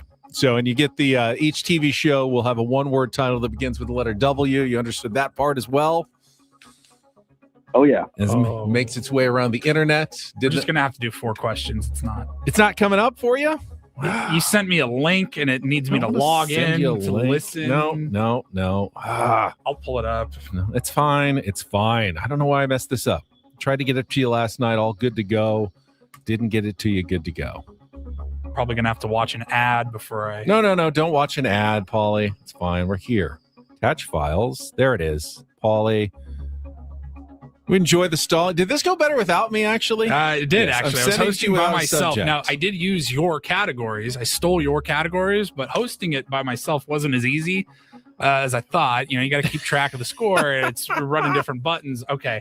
Now we have stalled. You're supposed to catch my enough. mistakes before I make them, Paulie. That's what a good producer does. I thought we caught one with your other category. My mistakes. Sorry. All right, we got it now? We're ready. All right, we got it now. All right, again, WWW TV. Hopefully Lucas is still there. Let's put 60 seconds on the clock. Your time begins when Paulie plays our theme song that took us way too long to get. Good luck, Lucas. Let's take on Woods. Never thought forever was the best I could do. Wonder Years. Incorrect. HBO delivered huge numbers for the 2016 premiere of which science fiction show in which android hosts populated a future Old West theme park?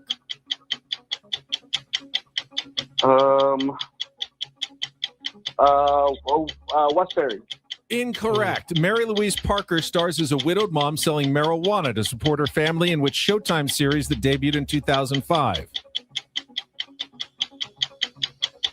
Pass. Tim Burton is the executive producer of which current Netflix series that stars Jenna Ortega as the psychic daughter of Gomez and Morticia Addams? Wednesday. Correct. Which 1990s NBC sitcom centered on the Hackett brothers, a pair of pilots operating out of Nantucket Island in Massachusetts? Pass. Let's go back to Mary Louise Parker stars as a widowed mom selling Weeds. Correct. Which 1990s NBC sitcom centered on the Hackett brothers? Okay, all right, we got two, Wednesday and Weeds. The theme song, old one, that was Webster, little Emmanuel Lewis. Westworld, HBO, and Wings was the last one. So let's go get Woods back in here. Sorry, we had a little technical difficulties again. My bad. The story of Ben and Woods. I know it is. This morning has been filled with technical issues. All right, Lucas's score is locked in. Lucas Giolito? Giolito. No, I don't think it's Lucas Giolito. That would be funny. That would be We've great. got a television category for you today. 60 seconds on the clock. Your time begins when Paul plays the music. Good luck, Woods. Let's take on Lucas. Never thought forever was the best I could do. Pass. HBO delivered huge numbers for the 2016 premiere of which science fiction show in which android hosts populated a future Old West theme park?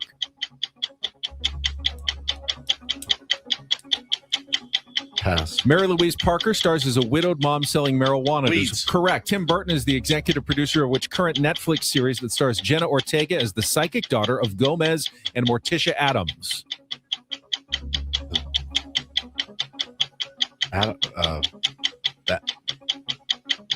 Pass. Which 1990s NBC sitcom centered on the Hackett brothers, a pair of pilots operating out of Nantucket Island? Wings. Correct. Go back to our theme song. Never thought forever was the best I could do. Something with a W. Next one. HBO delivered huge numbers of the 2016 premiere of Westworld. Correct. Tim Burton is the executive producer of which current Netflix series that stars Jenna Ortega as the psychic daughter of Gomez and Morticia Addams? Wednesday. Correct. Back to our 2 second. Oh, you get it. You got four. Figured it out. One word W titles. Did I lose? You won 4-2. Oh, my God. And the one you didn't get, the theme song, Was what? Webster. Oh, Webster. Little Emmanuel Lewis. Forever was the best I could do. Webster, Westworld, Weeds, Wednesday, and Wings. And Good Woods. job figuring it out. Oh, my Woods. God, that was hard. Thank you for playing, Lucas. Thank you for bearing with our technical difficulties. What was the bit of Webster again? What was the It was like? the I'm mixing it up. Kid, I'm mixing it up with different strokes. which is basically the same premise as Webster well. except it was Long, brothers. a young black child loses his parents in a car crash. He gets taken in by his football-playing father's wealthy former teammate, George Papadopoulos. That's right. And George's socialite wife, Catherine. George works as a sportscaster for a local TV station. Catherine is an accomplished family psychologist. That's right. That's right. I loved Webster when I was a kid. The kid Which- was so cute. which was similar to different 83 to strokes, 89. Yeah. in which Arnold and Willis were taken in by Mr. Drummond. Mr. Drummond. Yeah. Yeah. as He always had, like, orphans, I think. jowls. Yeah. Yeah. Mr. Drummond. Mr. Drummond. What you talking about, Willis? Love it. Loved Webster. All right. Well, I mean, what year it come out? 83? 83 to And 89. Yeah, Alex, Bo's Alex age, Karras, who played Yeah. George Papadopoulos, was an actual former football player. NFL football For player. the Lions. Yeah. Yeah, I remember that. So, yeah, that was Webster. He was very small. Emmanuel Lewis, little small actor. They don't do the athlete as sitcom star as much as they No. used to. Bob Uecker I was thinking of doing a whole amazing. category You should. potentially of former athletes starring in sitcoms. There's got to be more than I'm those sure two. there is. Wasn't Yeah. a sitcom, but Fred Dreyer, Fred as Dreyer Hunter was Hunter. Yeah. Oh God, what a show Hunter Yeah, he was. was good. it's not a sitcom, but we talked about a movie last week randomly. He Got Game, Denzel, Yep. the Spike Ray Lee. Allen. Yeah. And I was like, I got to go watch that movie again. It's been a few years. So I was watching it, and Jim Brown is the cop, one of the cops in the in that show. movie too. And he is a gnarly character in there. Like, Yeah. it's funny to watch a former athlete cursing They and don't- being a bad cop. They don't do and- like In the Neighborhood with Shea Gilgeous-Alexander as the Right. star anymore. You know what Dick I mean? Butkus was in Dick a bunch Butkus of was in a TV bunch of stuff. shows after Yeah. his career as well. So yeah, you had a lot of. You don't see Lots. that a lot. You don't see it a lot. nowadays. And again, it's the career wraps up. Think of somebody that's here's Trevor Hoffman and What's Going Down. You know, it's like what Trevor plays an ex. Like whatever. I would love to see it so much. He can do it. He's got movie star He looks. qualities, Oh, doesn't yeah. he? does. He's got the look down at least for sure. Oh, it'd be so good. All right, let's take a time out. When we come back, Jesse Agler will join us from Milwaukee, Wisconsin, ahead of the Padres series opener. Broadcasting live from the Bill House Studios. We know how. Bennett Woods on a Tuesday on San Diego's #1 sports station, 97.3 The Fan.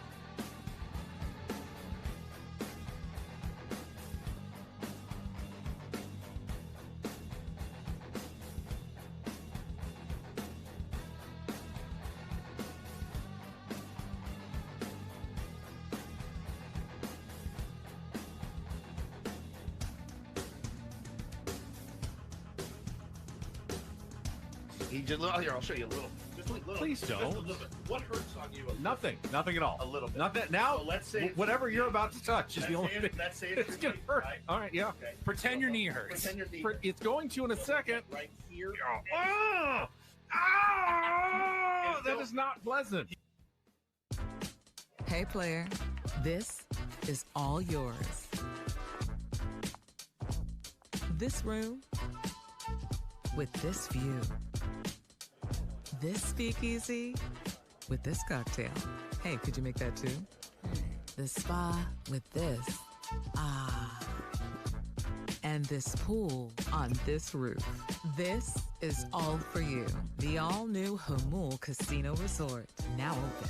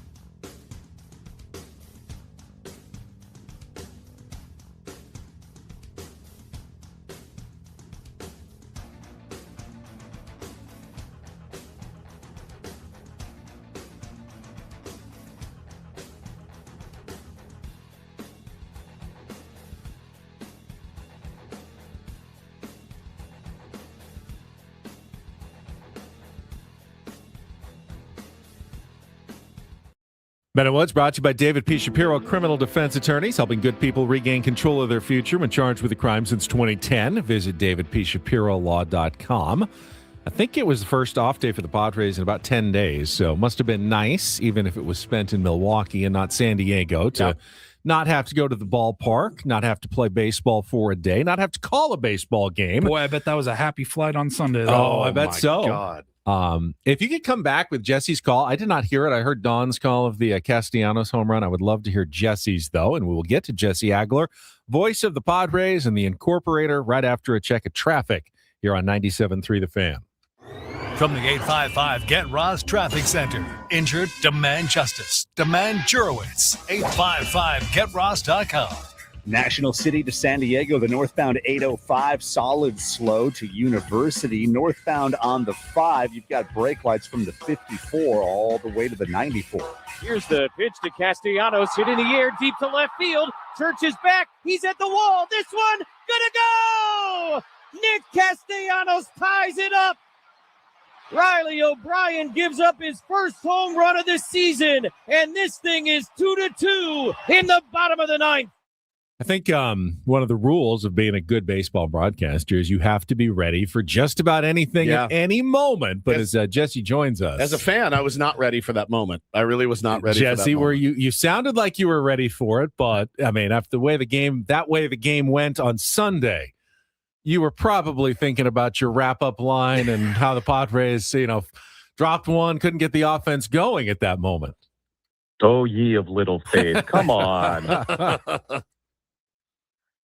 That's the beauty of the game, man. It's your life in baseball is perpetual. That's the old line, right? Like you cannot run out the clock. You play until you run out of outs. You do it to yourself. And that was one of the great at-bats we've seen in a very long time. Yep. And I'll tell you what, man, Nick Castellanos is threatening to turn into a great story. Tony and I were actually talking about it before the game on Sunday. And then Craig Stammen kind of mentioned it a little bit after the game on Sunday also. If you think back to spring training, the Nick Castellanos story, and this is very easy to forget right now, was that he was coming in to learn first base. And if you think back to that moment, Ty France was probably not going to be on this roster. Correct. Because Sung Moon Song was probably going to be on this roster, and that was probably going to squeeze Ty France out. Just like if you were projecting the 26-man roster on Valentine's Day, which of course is an impossible and a silly kind of futile thing to do. But if we were doing that, at the beginning of spring training, you didn't think Ty France was necessarily going to be on the big league roster. And, you thought Castellanos was probably going to be like splitting time with Gavin Sheets at first base. And so then, X, Y, and Z and A, B, and C all happened between then and now. And, Nick is not really playing any first base, and he's not really playing as much as he thought he was going to be playing, when that whole thing went down and when he signed here. And if I had to guess, Nick probably thought he was going to be playing a lot more than he is playing. And so for him to sort of go through that, process that, and that's what I think Stammen was referring to after the game on Sunday, kind of have to swallow that a little bit, and as a guy who's played every day his entire life up until now, basically, to have to kind of go through that and be like, all right, like I have to get over that. And on the way to that, have to learn how to not play every day from like a physical and a mental readiness perspective. And to then, go out there and do something as productive as he did on Sunday is pretty cool. And this guy, he's got gas in the tank, man. Like he's not washed as a baseball player. He's just a guy who's having to learn how to do something he's never done before. And like I said, he's threatening to become a really cool story here this season. Yeah, I love how he said, talks about the rhythm, in a baseball season. When you are playing every day, there's a rhythm. Yeah, if I go for 4, no big deal. I got another shot to go out there and redeem it. I think it's pretty special. And I think it's special, too. We've seen different personalities, many, many, many different personalities come in here, Jesse, over the years with quite a few demands, honestly, about where they hit, what they do, where they're played. I don't hear it anymore. I don't hear it in interviews. I don't hear any of that bitterness. I think, it's changed. There's been a shift there. Have you noticed that as well? I think it wasn't as big of a deal in past years as maybe it felt like it was, or it sounded like it was. I really don't. I think it could have been managed differently at times. Sure. I think maybe we got caught up in thinking it was a bigger deal than it was. And by I think even people in decision-making standpoints, like I think here's this is going to sound maybe not related, but I think it is. I think we forget at times that most athletes, even the professional athletes at the tip top of their sports, they're generally okay with being led and being coached. Yeah. Like their whole lives, they've been coached. So even like your superstar $500 million guy, like he's okay being coached most of the time. Now there's going to be moments, right, when a guy is struggling, he doesn't want to hear it. Like he's in his own head, whatever. But like most of the time, like they're okay being led. They're okay being coached. They're okay being told, hey man, this is what we got to do for the team. And I think sometimes like, people who are in charge of a locker room or a team, they can forget that, they can be intimidated by that. And I think most of the time it's okay. And I think that's like the cool thing about Craig Stammen is he's, been around a lot of these guys, obviously, for a long time, but he's also recently enough removed from the thing that he knows that, like he remembers that, he knows how to handle that. And this goes back to a conversation we've had a few times about, Craig kind of setting a tone early in the season, like, hey, everybody's getting a day off. Hey, you're going to play a weird position every once in a while. Hey, we're going to do this. We're going to do that. And you do enough of that stuff in April and May so that when it rolls around August and September, it's not weird anymore.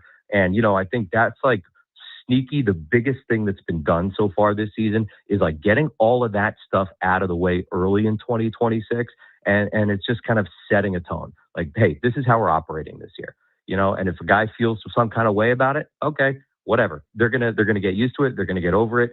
And everybody's going to process it. And that way, when it, comes down to, crunch time later in the season, nobody's thinking about that stuff anymore. They're just going out there and playing baseball. Talking to Jesse Agler on our SDCCU fan hotline. It's not Big Bang Banking, it's better. And Jesse, I have a dilemma that you can maybe help me resolve. I'd like to say we're a quarter of the way through the season, and the Padres pitching staff, I would have thought without Joe Musgrove, without Nick Pivetta, no way they'd survive. And yet, not only have they survived, they continue to get better. I thought we saw one of the best turns through the starting rotation this past week as we've seen all season long. And it's starting to look pretty real with Walker Buehler and Griffin Canning and some of the depth. But if I acknowledge that we've seen enough from the starting pitching to say it's real, do I also have to acknowledge that the offense is not going to turn around because it's been 40 games of struggle for the most part from the offense, and try to figure out where to land on those two things?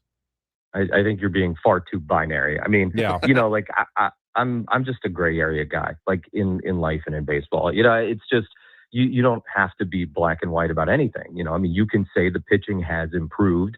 You can say you like the direction it's trending, but you don't have to put a stamp of approval on it.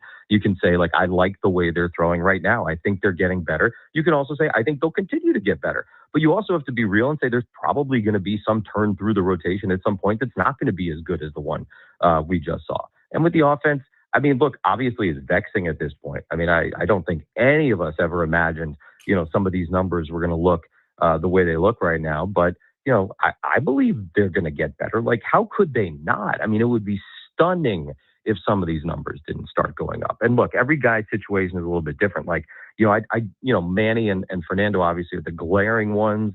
I don't think their situations are the same. Not that I can sit here and break them down for you. That's like on our broadcast more of a Tony thing than a Jesse thing. But, I don't think it's the same exact situation for those two guys, even though it's very easy to probably lump them in together. But like, I do think, there's going to be improvement there, but what it looks like at the end of the year, I don't know. I'm not sure how much it's going to matter. It's about winning games. They've obviously found a way to kind of scratch and claw their way through it right now. It's a weird year, man. And this is, one of those times where maybe it's important to step back and be like, all right, it isn't just here. And I know we focus on the Padres every single day, and we kind of obsess over every at-bat and every number. And, Cal Raleigh's 0 for 40 or whatever he is right now. Ohtani is slumping. The Padres are a half game up on the Dodgers in the West. And it's like, okay, like, hasn't been pretty, hasn't been ideal, but it's good enough for right now. Does it have to get better? For sure. If they want to get to where they want to get, where we all want to see them get, they're going to have to be better. But like, they're not alone in struggling, and they're in first place. So like, okay, we survived the quarter pole, and let's just continue to try and get better. And I'm sure that's the way they're thinking about it. Great perspective. Jesse Agler joins us here on Ben and Woods this morning. You got Brandon Sproat, the Sproat goat, going tonight. That's a guy that you're going to want to get, right, with an almost 6 ERA. We've seen those guys well, kind of have their way with the Padres a little bit early, but when the offense is struggling, that's how it feels. Now, as a baseball fan, though, Jesse, tomorrow night, I'm very excited to watch Jacob Mizorowski pitch. I am. I think he is a stud. Be the first time the Pods have ever seen him. First time for you seeing him as well, I'm assuming. In particular, though, Ace versus Ace is always even more fun. Ace v Ace is always is great, and who will blink first? But I'm excited to watch this kid pitch, and I'm kind of ready to tip my hat, even though I know baseball can be weird sometimes. I mean, what he did the other day was so absurd. Good. So good. Like, I mean, I don't even like, he's a freak. He's a freak. And like, there's a lot of freaks, obviously, right now. Like, we saw Skeens this year. Yep. I mean, what this kid, first of all, he weighs 130 pounds. Like, I don't understand. And I mean, Slim Reaper is a great nickname. I saw somebody throw that out there. Good. Slim Reaper. Wait, I had not heard that. It's incredible. The Slim Reaper. Slim Reaper's amazing. That's fantastic. God. I saw it like last year at the beginning, and I feel like it didn't catch on. And I'm like, I might try and throw it back out there. Oh yeah. But I mean, he's just a whack. Like it's a kind of different category. Yeah. But yeah, no, I'm very excited to watch it. I love good pitching, and I know like, that's part of what's made this season frustrating for a lot of fans. But like, it's in a way been kind of cool to watch.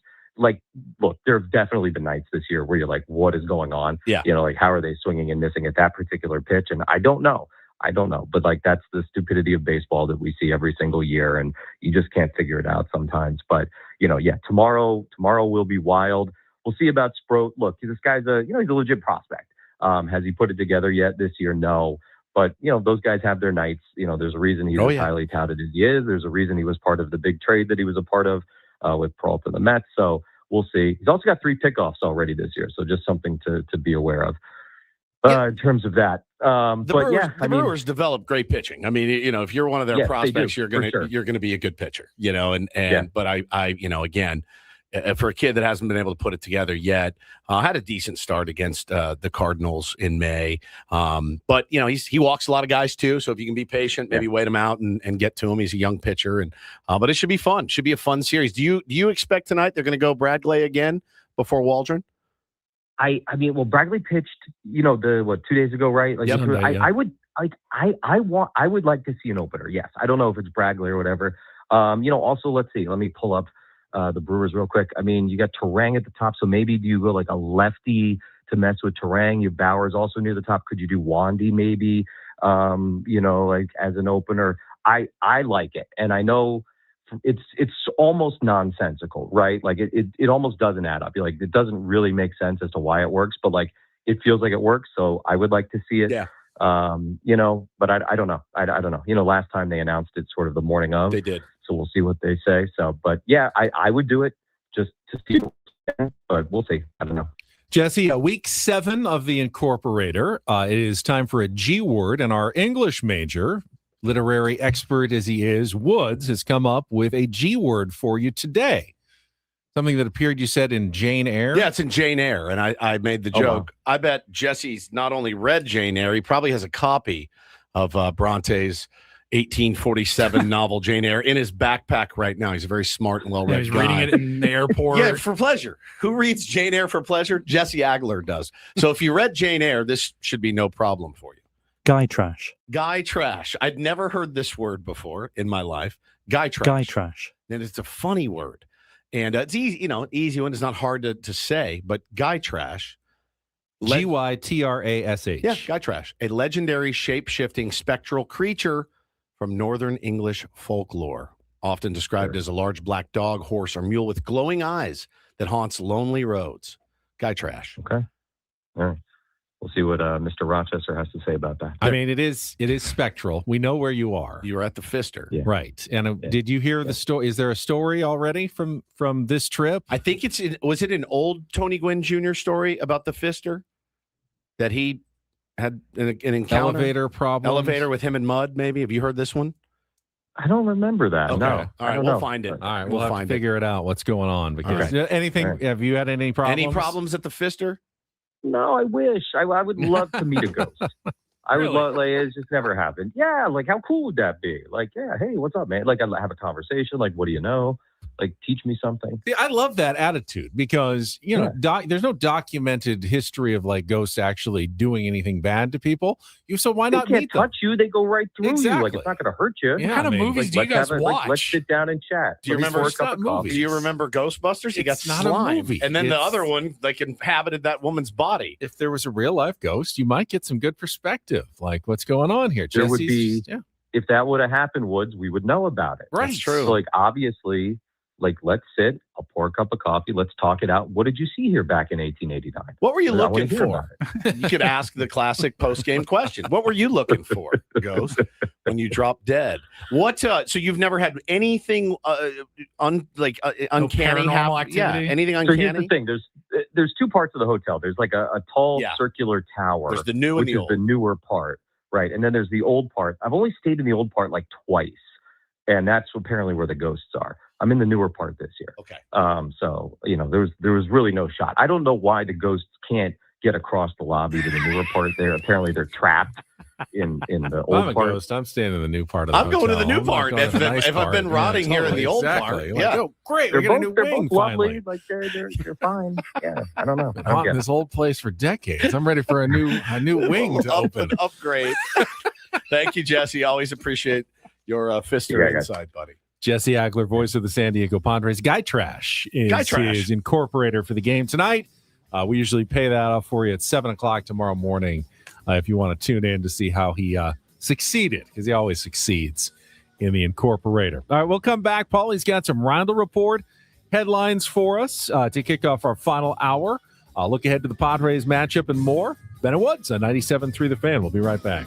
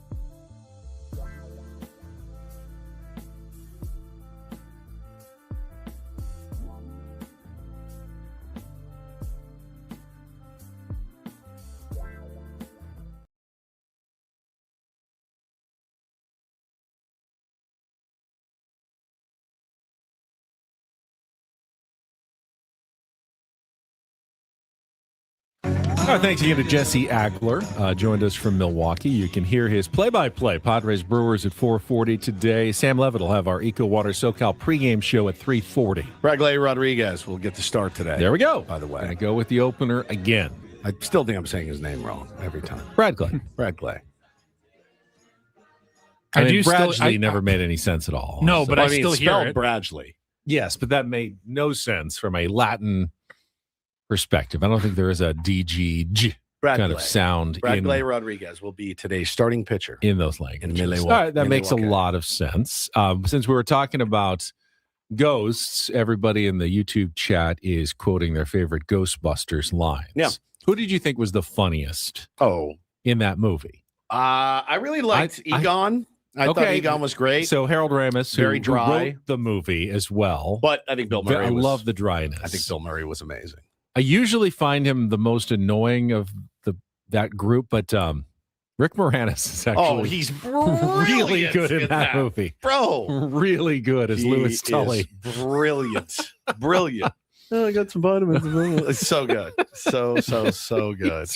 Really does the nerd. God, he's perfect. Well, I think Annie Potts nails it as the secretary in that movie. I mean, it's such a great ensemble. Sigourney Weaver, who I never really found attractive, I'm very attracted to her in that movie, especially that one part. Zool. Yeah, when she's all possessed. Ernie Hudson does a great job coming in. Yes. Skeptical one. Yeah, so good. It is such a great ensemble. All right, who brought the dog? It's so good. One of Taylor's favorite movies ever is Ghostbusters, and so I watched it 100 times in the last 5 years. Did you? Yeah. It is a classic. It's a perfect movie. It really is. I always enjoyed that one. All right, take it away, Paul. All right, let's first this hour on 97.3 The Fan is brought to you by GL Pools, the swimming pool experts trusted by thousands of San Diegans since 2006. Baseball is back, so is swim season. Make sure your pool is ready. Call now, mention radio for a free month of pool service. Now it is Rindle Report season. And get things started here with our today's edition of the Rindle Report. Now tuned into the greatest. Welcome to the Rindle Report with Paul Rindle. Hi, Paul. All right. 2 stories from the world of sports that we haven't gotten to yet. We'll start off in Major League Baseball. And 1 story that you didn't know you needed. Are you laughing, biatch? It's the Rindle Report. Hey, Paul, how you doing? Okay, how are you? On 97.3 The Fan. Are you ready to bless the mood? I need some help, please. That was good. Can I get a oh yeah? Oh yeah. All right. Happy Tuesday. Well, you know, Ben missed the Rindle Report. I did. I bet you desperately. I'd be out on like the 11th hole at 9 a.m. and I'd go, ooh, Rindle Report right now. You know, you could have listened to it on the Odyssey app. Could have. Or YouTube. Could have sent ton some of cell phone stories. service out there. Could have participated. Yeah, could have participated. All right, let's see what we got here today. You know, the day after an off day is always a little bit challenging in the Rindle Report because any of those second and third tier stories kind of move up the flagpole for us throughout the morning. But now we speculated that this was probably happening. There was a lot of smoke to the reports. It's official. The Dodgers did acquire Alek Thomas from the Diamondbacks in their trade. They sent over a 17-year-old outfielder prospect, Jose Requena, is going back to Arizona.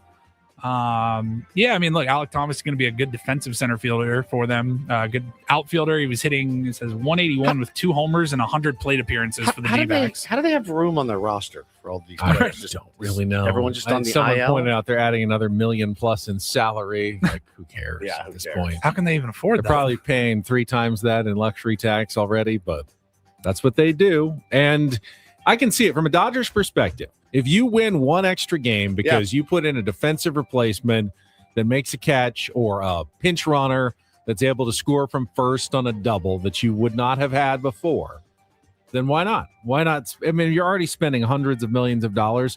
Why not spend an extra $1 million? You don't know when it might come up, but it could win them a game, maybe even an important game in the playoffs at some point. Yeah, I mean, you definitely need a defensive substitution, although he made a great first play of the game, Teoscar Hernandez and Kyle Tucker as well, potentially. They got Alex Call that's out there, but, you know, Alek Thomas can flash it, man. That dude can straight up pick it. Can't hit, but he can pick it.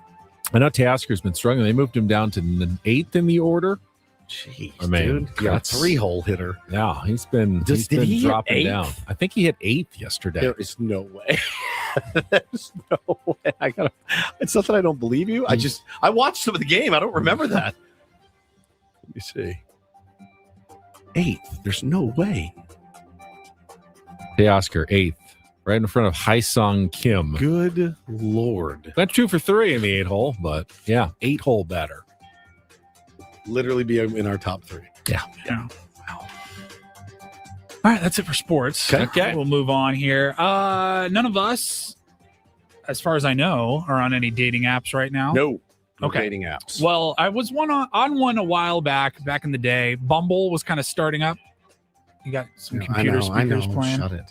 Bumble was one of the new ones when I was last on single and on the dating scene. Yeah. Bumble was the one where they wanted to put a lot of the control in the female's hands. Yes. So if you're a guy and you're swiping right and another girl swipes right on you also, like on Tinder, you'd be able to start a conversation immediately once you guys have matched. Bumble said even if you guys match, the women are going to make the first move. They're the only ones that can initiate the conversation. Kind of a safety issue. Sure. And I think it's actually probably a pretty good idea. Well, Bumble's getting rid of that. Really? In fact, they're getting rid of swiping entirely. They're rolling out some new updates, and they want to incorporate AI matchmaking into their apps because they believe that the dating apps have kind of they've ran their course and people are starting to turn away from them. So instead of just the swiping left or right, says here they've been testing an AI assistant called Bee, which will recommend matches based on personality, communication style, relationship goals. So you'll probably have to put in more information when you're signing up. Any of our single listeners out there, but the goal by the company is to, instead of just randomly going through 1,000 profiles and yes, no, fishing with dynamite, they're going to try to at least get you in front of more suitable people, more better matches. Yeah, but you can lie about your personality. That's what I was thinking. Or even me. Oh, I'm late. I'm Mr. Laid Back. If you may be delusional about your own personality as well. Also very true. No one really puts in their honest, true self about in a personality profile, right? I don't know. I've never done it. I met ladies the old-fashioned way. I earned it. Earned it. No, I've never. You know how hard it is to have your online profile stick out than from every other online profile? Do you know how hard it is to convince a woman at a bar that you're not some serial killer? I mean, if you were honest about yourself, would you get anybody on a dating site? Like my pictures aren't going to do me any justice, right? Hey, how's it going? I'm 35 years old. I'm overweight. I like baseball cards. Play fart noises on the radio. Yeah. Yeah. Purple said Woods had it rough. His future wife walked into his radio studio. That is true. But I also had to sell her on the fact that, I was dateable. Date-worthy. Nerdy. I like bad dad jokes. Kind of frugal. I mean, your true online dating your profile. true online self. Said here that they're also getting rid of the long-time rule where women had to make the first move. Their CEO said, "We will not force one gender over another to do something first." I guess they were. Force is a strong word. Yeah. I always thought, I'm like, that eliminates so much unwanted, unsolicited garbage that women probably get all the time in those inboxes. How gnarly was it though if you were on Bumble and you had your profile and you'd swipe and swipe and swipe and swipe and swipe and swipe and nothing ever you got nothing. Like that had to be pretty. It's a lot like going up to them and, hey, how are you? Get out of my face. All right, see you later. Hey, how's it going? No. But except at least this is online, right? Holy cow, man. All right, and then finally, I saved this story for when Ben got back because I imagine he was going to really like this one. There is a new game show coming to TV here shortly. Later this summer, NBC has announced a Wordle-inspired game show. Oh, interesting. I don't know how this ABC? is going to work. NBC. It's being produced by Jimmy Fallon and his company, and the host will be Savannah Guthrie from The Today Show, who she just returned, I think, like in the last couple of weeks. After, obviously, the whole situation with her mother's disappearance and everything. Yeah. An actual nightmare. I don't know I don't remember how much we talked about it when it was happening. And that story did sadly just kind of go away after a few months. But so she has returned to the Today Show, and Savannah's going to be the host. It's going to be her first time hosting anything like this. And I'm not exactly sure. Like, I play Wordle occasionally. I've never played it. I can't say every day because I have not kept up He my plays streaks. it every day. What's the longest streak you've ever had? Are you still on your longest streak? Not. I Mike? lost. Got to, I think, 66 or somewhere around there, and I've made it lost into the one. 100. Oh, wow. I made it to like 120. It's more that I forget to play a day for whatever reason. I get busy, and then I realize I never opened it. But what was that game that we used to play when we first started, the trivia game? Oh, the HQ. What was it? You were really good at HQ it. trivia. Yeah, you could try to win prizes. You won money, didn't you? Like once or twice. Tiny bit. I got to the money level. God, I loved that. I loved that game. What was it called?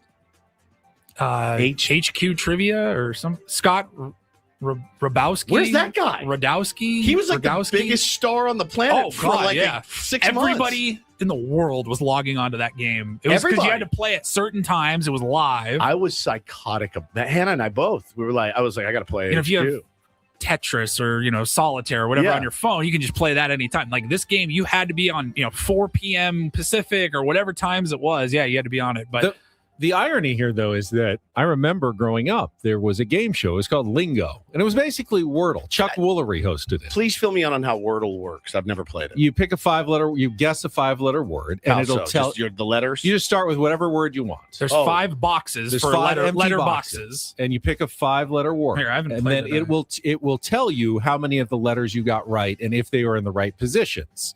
So I just put in a random 5-letter word. Stream. So that's 6 letters. Thank you. Good start. Word. They won't let you put in a 6-letter word, though. Okay. They won't let you put in a fake that's word. what the grid looks like. So put in a And I 5-letter always word. I always So start it's usually with the good to same start word. with common letters like R, S, T, L, N, E, some sort of word. I just put in stare, STARE. Okay. And I didn't get a single one. It's So that gray. means it's They're that none of those letters are good. Are in it. Okay. So then you pick up another word that doesn't have any of those letters, and then I usually so start now with I put in- inert because it has a couple of vowels. Inert, in it. Yeah, okay. but I put in the word chomp, CHOMP, okay. and it gave me 2 letters lit up, and they're green, meaning they're that's in the right right place. spot. Oh, that's a good guess. So I know that those letters are there, and All now right, I have to don't guess give away the rest word. of today's Yeah. Wordle though, because people are going to be mad that you don't play. No, because we already know there's no S. There's in it no from E. the first one. S. So you don't want to reuse the letters that you've already used. Sounds confusing. But there was already a game show just like this in 1987 called Lingo, which had the 5-letter words, and they moved the letters around. I assume the Wordle game show will be just the same. Okay. Ooh, Con Rob says Scott Rogowski, by the way, from the other game. He does baseball cards now. Oh. I need to find him. I will be finding Scott Rogowski later. What a fall from grace for him, dude. What a loser. What a nerd. God. Maybe it's an upgrade. A lot of money in baseball cards. Crazy. Never made any money on HQ trivia, really. So I'm not exactly sure. There's not a whole lot of details on the Wordle game, but I know it's a very popular app game that everybody likes. And I have no idea how it's going to go. Gets it right. It's an advanced form of hangman.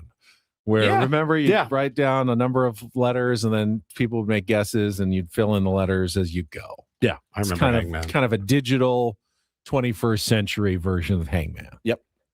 I don't think they call it Hangman anymore. Very problematic when you think about it. Really like is. you'd lose by creating the whole stick man who's then Guys hanging. hanging at the, Not at the end and of like his noose. your teacher would do it. Yeah, You know what I mean? Like, exactly. all right, oh, you got a leg. Oh, dude. Yeah, I can't do that anymore. Can't do that anymore. Can't drink suicides anymore. No. Remember the suicide? They get all the different drinks, from the fountain. Can't play butts up in the recess yard anymore. They call it wall ball now. Now. Yeah. Yeah, there's a lot of things that have Lynch Man. I'd never heard of that before. Wow. Jeez. I had not heard of Lynch Man. That is something else. Yeah, can't do that anymore. Which I think for good reason. Thank you, Paulie. Thank you, Paulie. All right, we'll take a timeout. When we come back, we can start looking ahead. Padres road trip, not just Milwaukee, Seattle as well, as the Padres look for their offense on the road. They could not find it at home at Petco Park. Maybe it's waiting for them on the road in the Midwest in Milwaukee. Get to that coming up next with Benna Woods, broadcasting live from the Bill House Studios. We know how on San Diego's #1 sports station, 97.3 The Fan. First, another opportunity for me to tell you about SDFatLoss.com. It's the program I used to lose 40 pounds in 60 days 3 summers ago. And it was right around April when I started the program. Perfect time of year because by the time we got to the nice warm summer months in San Diego, I'd lost almost 20% of my body weight. And that's what you can expect, up to a pound of fat per day, 10 to 20% of your body weight with SDFatLoss.com with no need for the GLP-1 drugs. And I know a lot of people are on them. Some people say they have worked for them. But keep in mind, if you start down that road, expensive road, up to $3,000 to $5,000 a year, and you have to stay on them, or your weight is almost certain to come back within a year or even less sometimes. So you got to stick with it. With SDFatLoss.com, one-time cost, 2-month program, lose the weight, and change your metabolism so you can keep the weight off like I did going on 3 years now. Just set up a free consultation by going to SDFatLoss.com. They'll explain how the program works with real foods that you're already eating, like chicken and steak, no exercise necessary, and take $200 off the program right now if you sign up during their spring special. It's just that easy. Take that first step. Go to SDFatLoss.com. Set up your consultation today at SDFatLoss.com. Results may vary.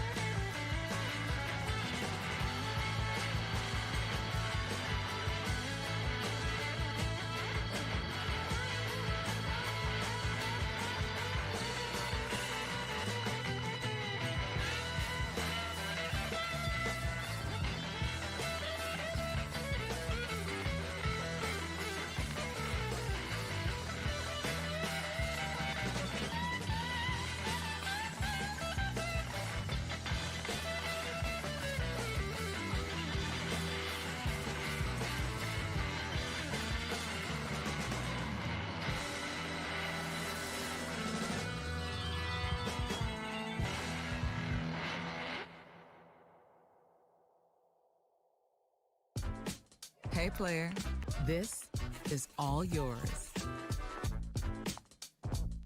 This room with this view. This speakeasy with this cocktail. Hey, could you make that too? The spa with this. Ah. and this pool on this roof. This is all for you. The all-new Hamul Casino Resort, now open.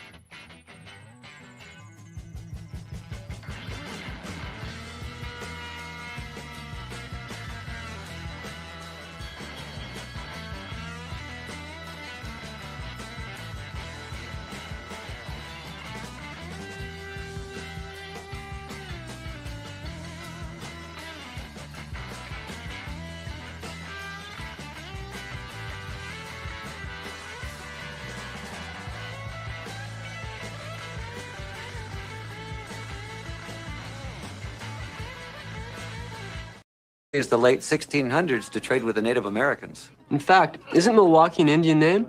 Yes, Pete, it is. Actually, it's pronounced Miliwake, which is Algonquin for the good land. I was not aware of that.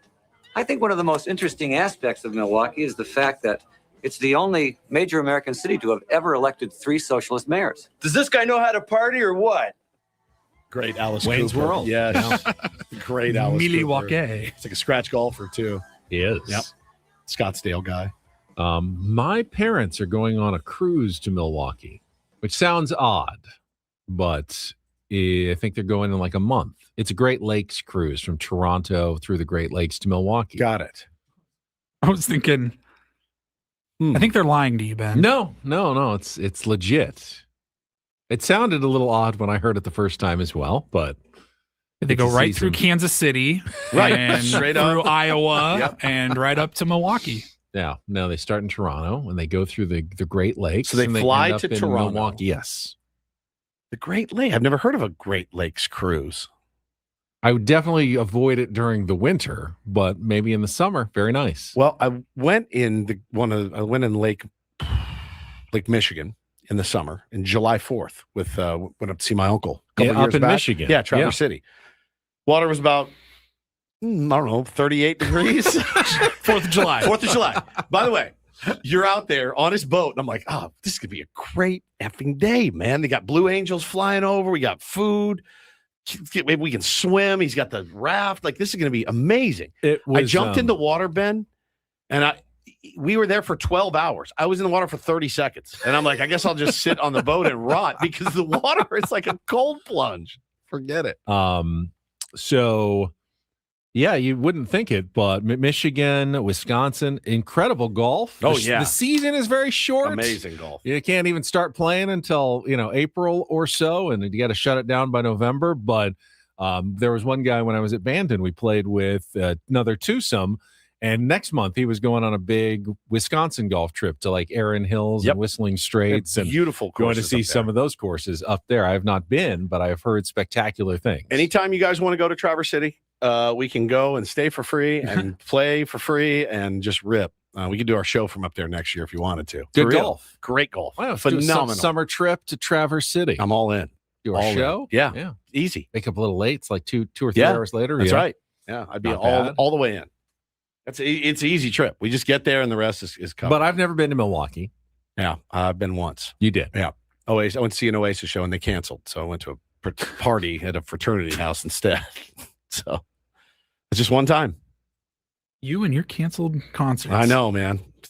It's been a thing. I would American Family Field's on my list. Yeah. Ballparks I wouldn't mind. We talked about it yesterday. By. Yeah. We talked about it yesterday that, next year after, as we pick where we want to go and who the Padres are playing and when and where, and if it all times out, we'd be totally down for Milwaukee. Yeah. Seems like a good I think tier 1 Chicago and Milwaukee are somewhat similar. They're obviously very close. I think it's only an hour and a half or so drive from Chicago to Milwaukee. So we'd have fun up there, though. Get some of the same things, but it definitely would be one I would happy to go see at some point. Easily. I would love to do it. All right. One more. One more what? Break. Oh, yeah. Well, let's, if we haven't mentioned it already, we have a few times. You got it official. Bradley Rodriguez will start tonight against the Milwaukee Brewers, and then Matt Waldron will come in as the bulk reliever, which worked very well last Wednesday in the previous start.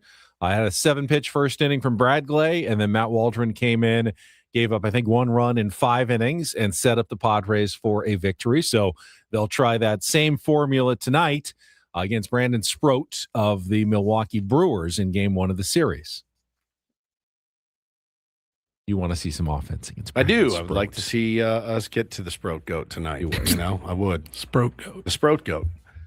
All right, let's take our final time out. We can come back, spin the topic wheel, have some fun as we head toward 10 o'clock. Last segment of Ben and Woods on the way on San Diego's #1 sports station, 97.3 The Fan.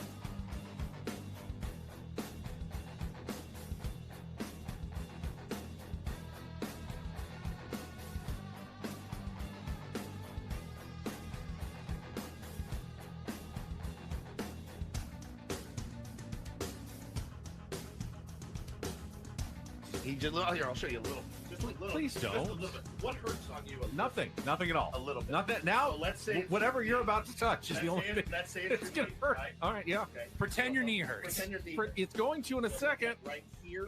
Oh, that is not pleasant. Hey, player, this is all yours. This room with this view. This speakeasy with this cocktail. Hey, could you make that too? The spa with this. Ah. And this pool on this roof. This is all for you. The all-new Hamul Casino Resort, now open.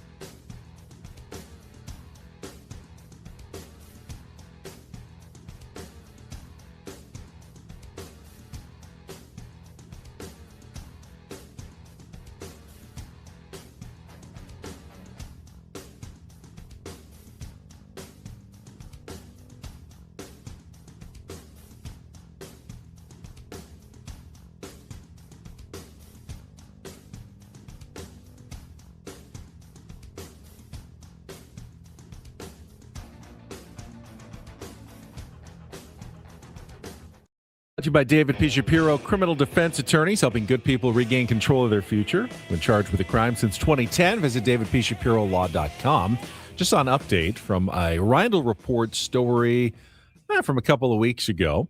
Officially has happened. El Paso, the locomotive from the USL, that was the league the Loyal used to be in, have signed Cristo Fernandez, Danny Rojas from Ted Lasso has been officially signed by a professional team. Soccer player trying to pursue an actual career, not just acting as a soccer player, but he is now going to be a real paid professional soccer player in the USL, which is the league one below MLS now for the El Paso Locomotive. Not too shabby, man. Yeah. Congratulations. We had him on our program. We did. He cursed a lot. He did, yeah, but it was fun to have him, and we wish him well in his pursuit of a soccer career. Thought he was on a podcast, I bet. Yeah. You know? Probably. Can't do that. Wish we could, but we can't. Not there yet. Yet. It will happen the day I retire. Just so you know. Hey, Yeah. everything's legal now. You can say whatever you want. Like, you know what? We've been going with these rules for way too long. Like, let's open it up society a little bit. has changed. Society's changed. Let's open it up. I mean, I've heard the C word on cable television, like on Rescue Me or something in prime time. So, you know, I can't say S. I can't say holy S. Don't really get it. But speaking of soccer, got the first of 3 straight home matches for SDFC tomorrow night against Austin, 6:30 start at Snapdragon Stadium, and that's actually an FS1 game, so nationally televised. They're now unbeaten in their last 2, but winless in their last 10. It's one of those weird things in soccer that they're sort of getting out of it, but they're also completely still in it at the same time after their. I did watch some of that one. That's tough as well over the weekend. Craig, we talked to Craig about it yesterday, and he said, "Look, it's inevitable that they're going to give up a goal late. Now that's a bad feeling.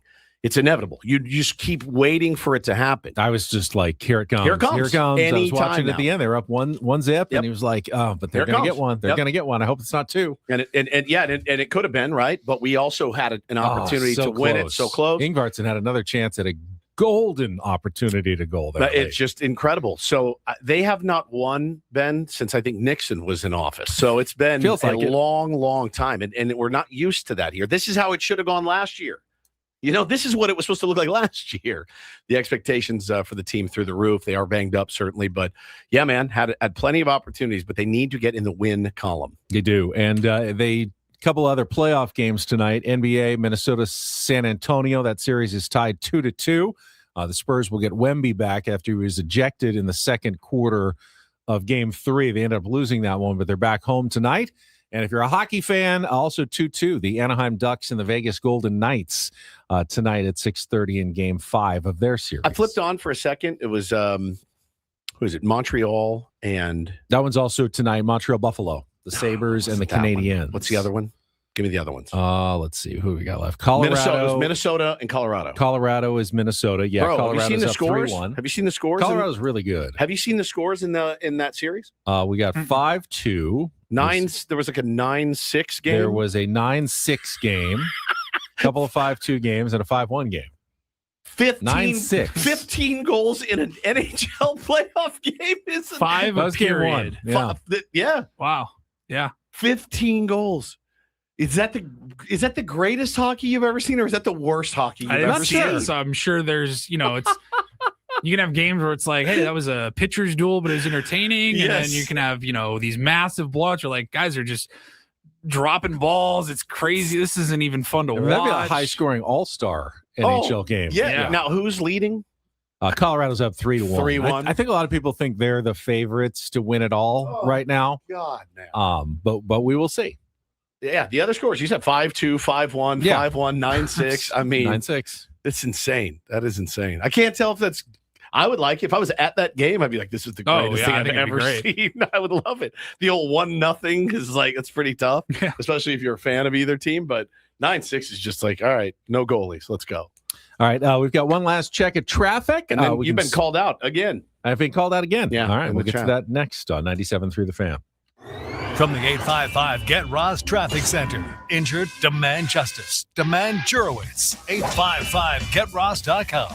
In La Jolla, the North 5 is slow from the 52 to just before La Jolla Village Drive, where there's a stalled car in the right lane. North 163 is jammed from the 5 to just past Richmond with a crash. Traffic brought to you by Albertsons, Vons, and Pavilions.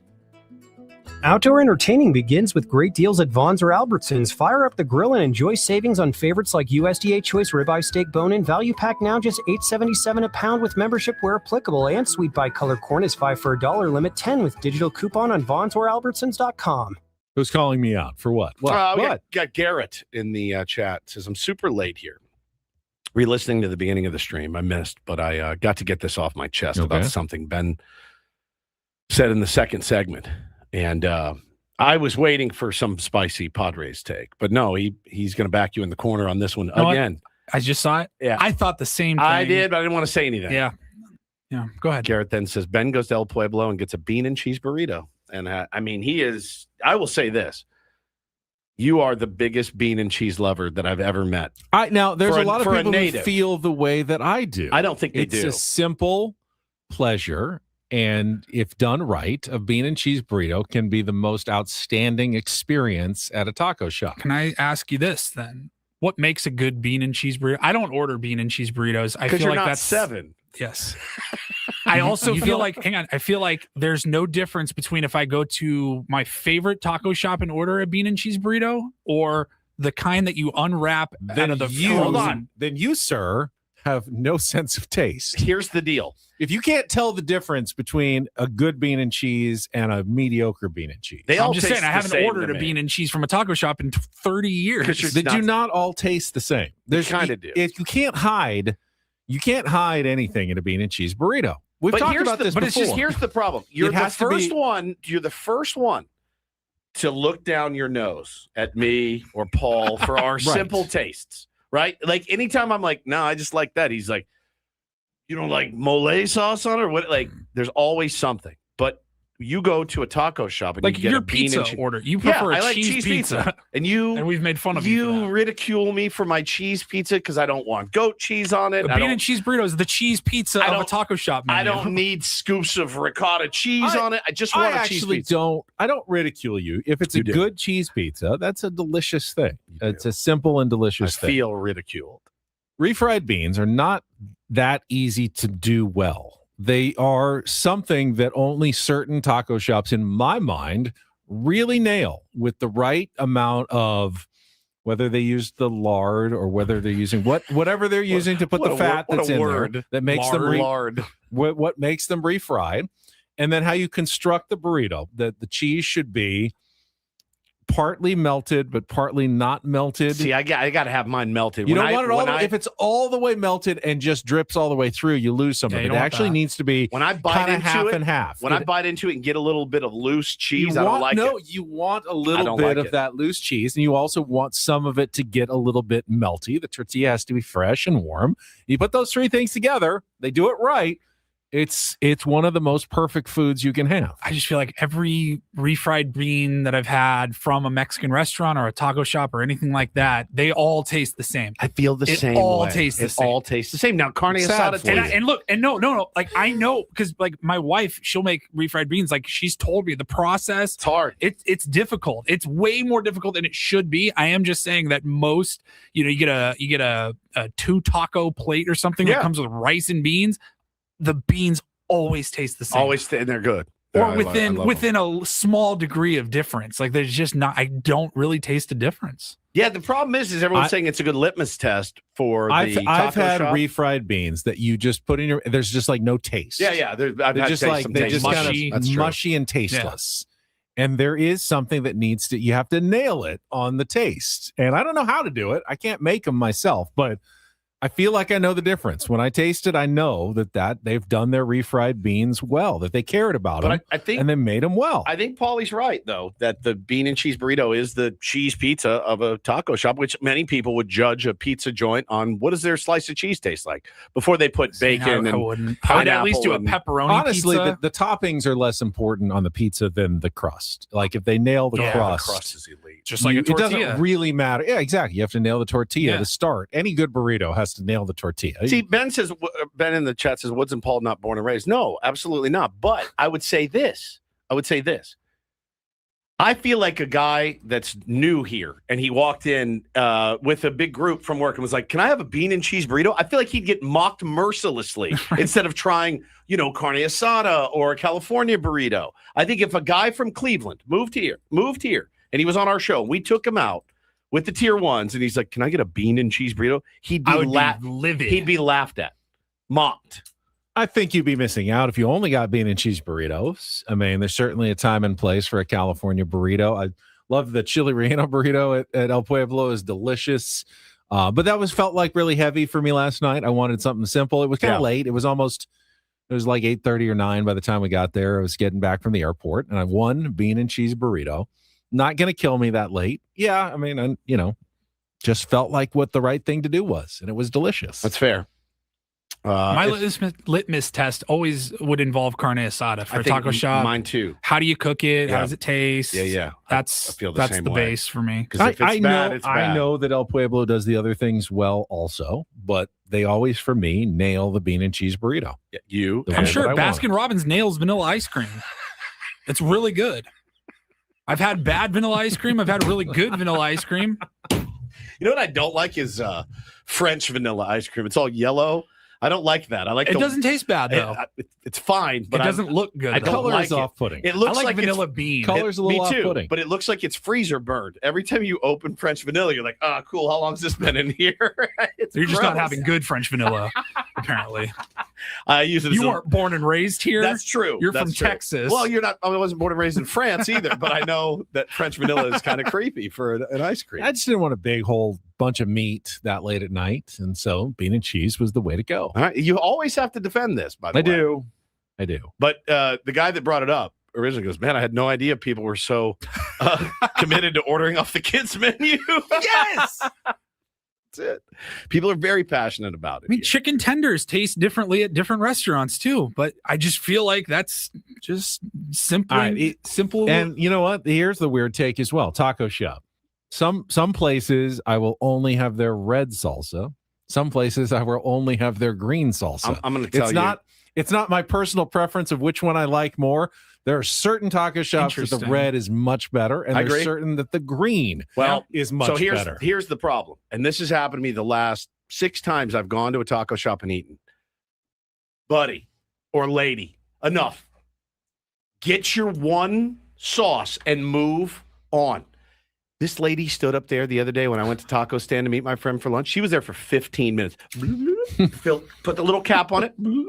I'm like, you don't have enough food that could be covered by the amount of sauce that you just got, and you're holding up the whole line. And she's up there, and there's not room for 2 really at some of these.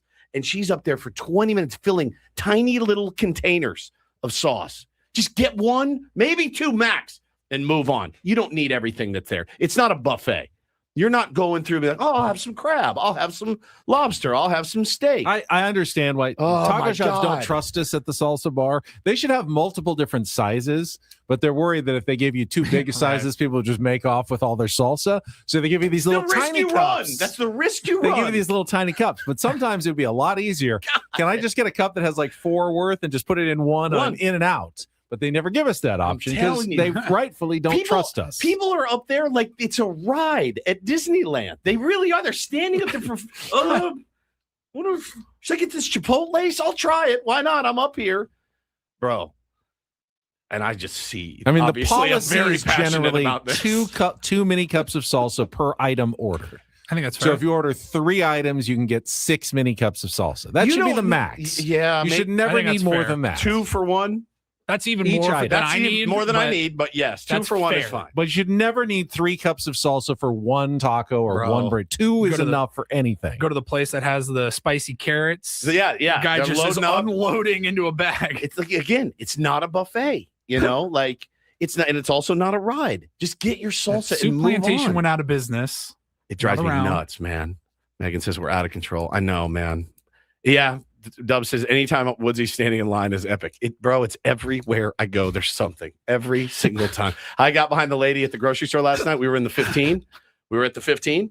She had 40 easily. And I'm right behind her and I've got 6 and I'm sitting there and I'm staring and she's old. And I'm like, I'm not going to say anything. Obviously, I'll just wear it. She had 40 items in the 15. You don't go to the 15 with 40. You go with 20 max on the 15. Now, obviously, a well-designed salsa bar is going to have 2 entry points. You got both sides. Both sides. Sometimes the problem is though when it's too long and you have your salsa on the other side and you got to do the reach over all the way. Oh, I hate that. My blood pressure's through the roof talking about this one that you right want. now, dude. And then the other person on the other side is reaching over to get the one on your side. That is always a problem. Mark said, I just pulled into Nico's and Moreno because you guys won't stop talking about this. Yeah, man. LB says, gringo level, I need at least 5 salsas for 1 burrito. My goodness. Gosh, dude. Can you taste the burrito anymore? I want to taste the food. I mean, it's a little bit of salsa on each bite's fine. 5 salsas, though, you're basically having a little burrito with your salsa. Ooh, Nico's on Moreno, by the way. Is it good? Okay. Yeah. That's a good one, too? Man. Oh, yeah, I like Nico's. Yeah. Well, Garrett, you have hijacked the last JV's segment. is right there, too. Garrett, if you're on Moreno, you might as well go to JV's. That one's really good. I haven't been to JV's in a long time. Great bean and cheese there, Paulie. You will love it. They're chips and salsa to die for. But does it have like the option? Is there like a coloring book on the other side of the menu? Like a kid's menu? Yeah. I'm shocked now that you think all chips and salsa are made equal, too, because they are not. You can go from fresh chips to the stalest. Who said that? Crummy chips as well. Caesar, our buddy Caesar goes, I can't be letting a group of Christopher Columbuses tell me how to get my salsa. I don't tell you how to get your sides of mayonnaise and other bland offerings. Believe you me, if they put different brands or different types of poop up at some bar with a scoop in it, people would stand there and be like, what's this? I'll try this. If it's free, If it's free, that's exactly right, man. Drives me crazy. Get your salsa and move on, dude. My blood pressure literally is through the roof right now talking about this. It's fine. We didn't have time for the topic wheel. Well, that was a topic wheel topic, even without a topic wheel. Tomorrow, Big League Wednesday. Gringo-splaining. Brett Boone will join us at 7:35. He's been on a tear this year with his baseball insight. He's been amazing. I think his stint as hitting coach for the Rangers last year has just unlocked even more great stuff from Brett Boone. He will join us on our SDCCU fan hotline. It's not big bank banking. It is better. We'll pay off the incorporator with Jesse Agler, 7 o'clock, and we will have an actual baseball game to talk about. Hopefully the Padres can find some offense against Brandon Sproat and the Milwaukee Brewers coming up tonight at 4:40. But until then, that's it for us. Braden and Frank are coming up next. For our executive producer, Paul Reindl, for Stephen Woods, I'm Ben Higgins. Good to be back in the fold right here with Ben Woods on San Diego's #1 sports station, 97.3 The Fan. Padres